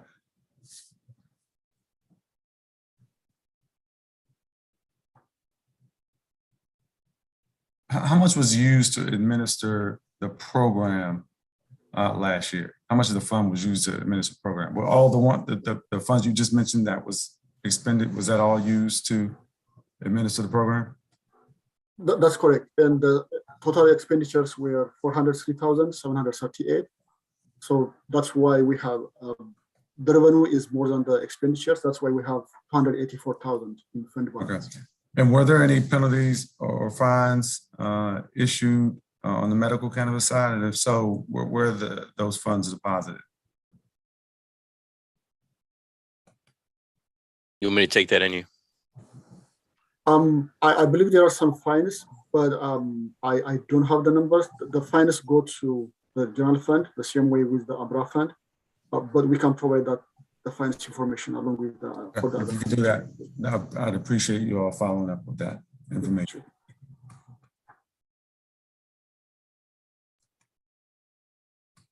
All right.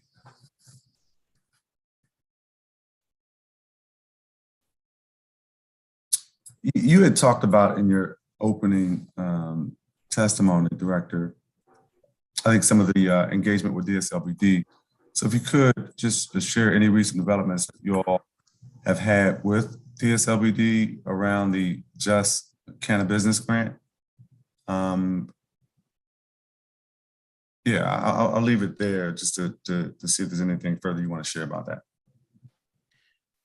Yes, thank you, Chairperson. So we've had discussions with DSLBD about their innovation grant, making sure, obviously, that grant's available to medical cannabis applicants and individuals that currently qualify under the law for a medical cannabis license. So we expect that innovation grant to be made available fairly soon. So they're working diligently on getting that out. Will it be eligible to I don't mean to cut you off. Let me let you finish your statement, then I may have a follow-up. May answer my question, actually. Right. Well, they're finalizing who would be eligible right now. And more than happy to pass along any information you have. I think our issue is just making sure that the funds are used to somebody that that falls under the medical cannabis scheme. Right. No, agreed. I appreciate that. I don't have any additional questions at the moment. I really will appreciate the follow-up that you're going to provide. I'm going to turn now to Ward 2 Councilmember Brooke Pinto for a round.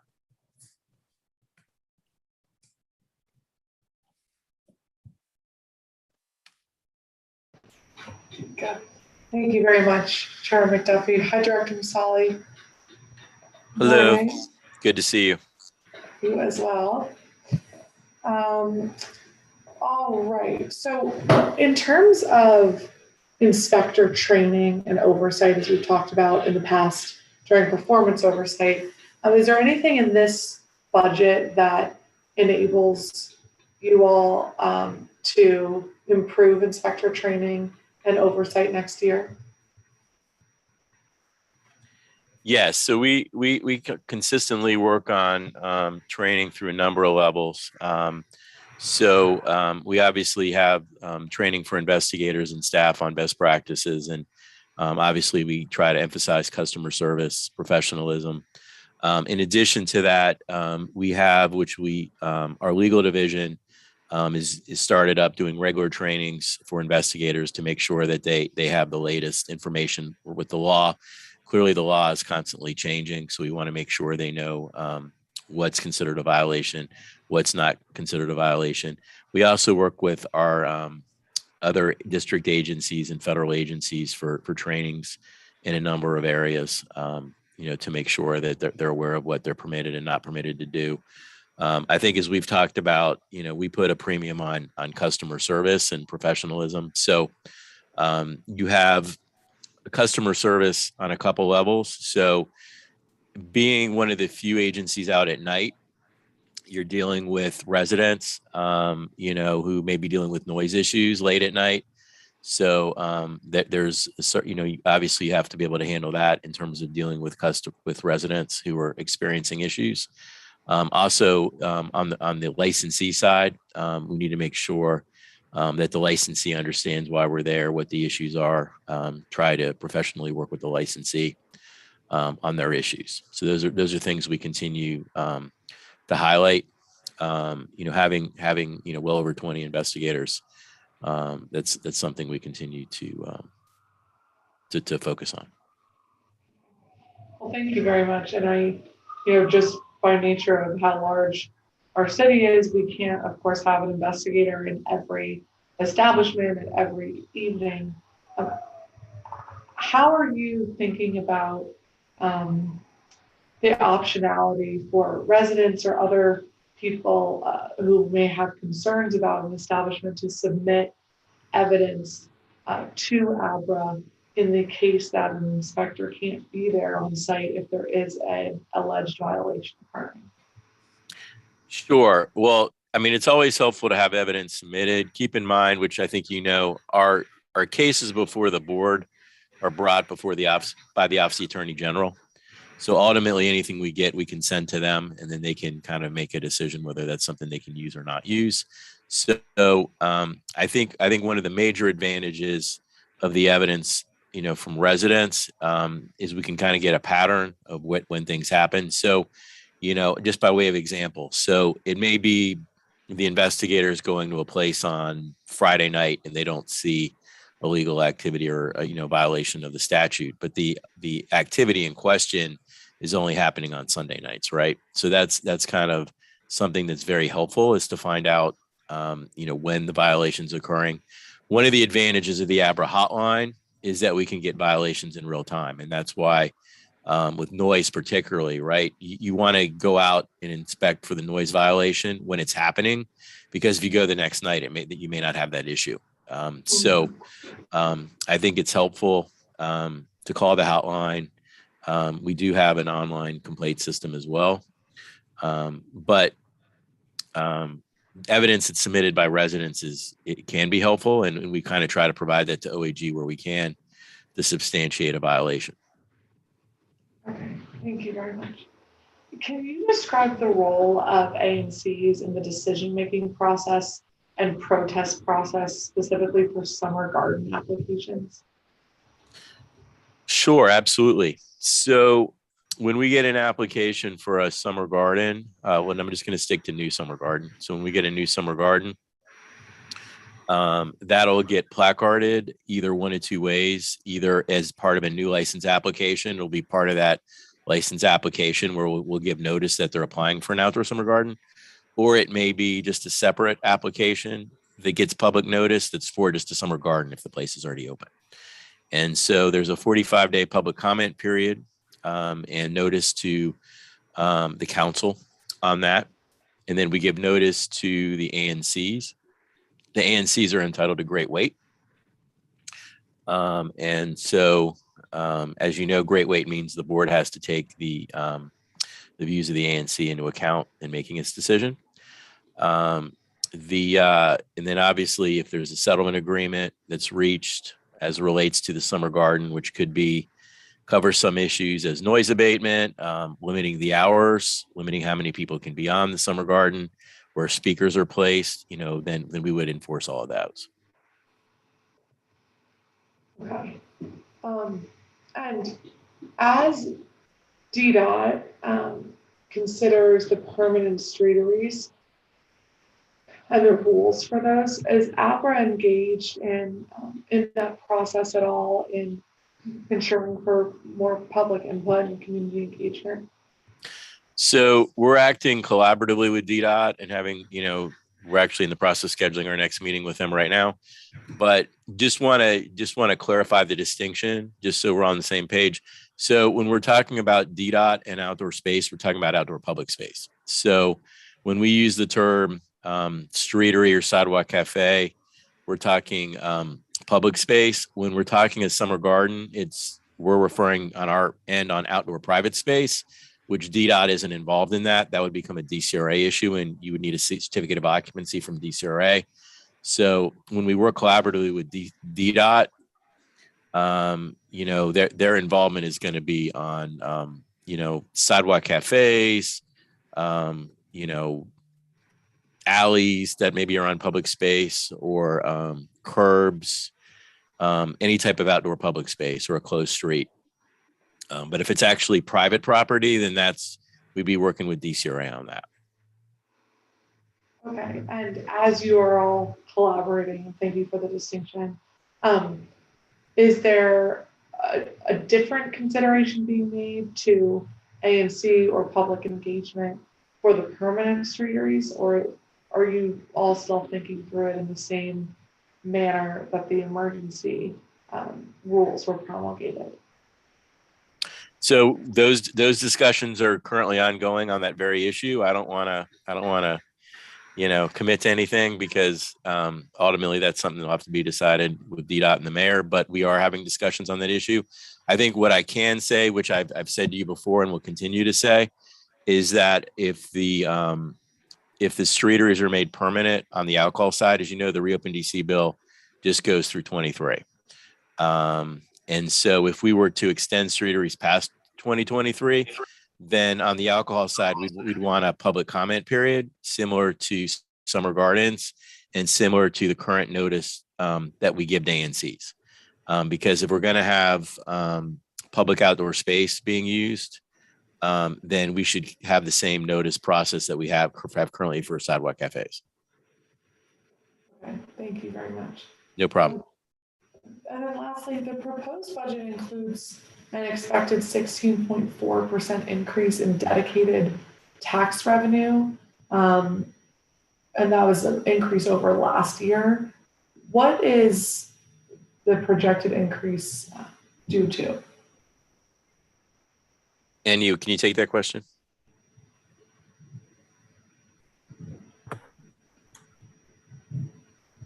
Hi, good morning. That increase is based on the availability of resources. There was a fund balance from FY21. So in anticipation of, because of the pandemic being ending, like in FY23, the overtime is expected to be higher for FY23. So that's why the amount is higher than FY22. Because we're anticipating that behaviors will return to nightlife. Yes, that's correct. When things get normal, when the pandemic wears out, the overtime is expected to be higher because there will be more activities during the nighttime. So that, and since we also have resources from the fund balance, that's why the budget is increased. Got it. Okay. And are those projections made in consultation with OCFO? Because in much of their reporting, they have highlighted the significant harm the hospitality industry has gone under, particularly our restaurants and nightlife. And while there seems to be some optimism, and we can see it ourselves with people returning to in person, are those numbers done in consultation with OCFO and Chief Financial Officer? Yes, and just so you know, I also work for the OCFO. So these numbers, every year Abra gets 1,170,000 from dedicated taxes. So that is constant. So on top of that, we have fund balance to cover the difference. So we have enough resources. But in terms of the projected costs, it depends, but the anticipation is that there will be more activities because the pandemic is not what it used to be like a year or 2 years ago. So we anticipate the costs to be more. So while we have the resources, the fund balance plus the expected revenue of 1.1 million, so everything is covered between the fund balance and the revenue. But in terms of the cost, yes, we are anticipating to be more than before, but that is always, it could change depending on many other factors that are out of the control of the agency. Got it. Okay. Well, thank you very much, Amin, and thank you, Director Musali. Looking forward to a great year. Absolutely. Thank you much, Council Member. Thanks, Chairman. Thank you, Councilmember Pinto, and thank you, Director Musal. Is there anything else that you'd like to add to the record before we adjourn? No, just want to thank you for your help in getting the Reopen DC built. Both of you, Member Pinto and Chairperson McDuffie. The Reopen DC, we're really excited about that, and we look forward to working with you on the Medical Cannabis Amendment Act. We think there's a great opportunity there, particularly in social equity and making hopefully more additional dispensary licenses available and adding manufacturer licenses. We think it's a great opportunity for the district. Well, I look forward to engaging you on those issues. They are extraordinarily important, and I think they, as you mentioned, will be a good opportunity for the district. So thank you for your testimony. Thank you to Deputy Mayor Early for his testimony, and Councilmember Pinto for your participation. This marks the end of today's budget oversight hearing. The committee will reconvene next Wednesday, April 6th at 9 a.m. for its budget oversight hearing on the Office of the Chief Financial Officer, as well as the DC Office of Lottery and Gaming. The time is now 11:50 a.m. and this hearing is adjourned.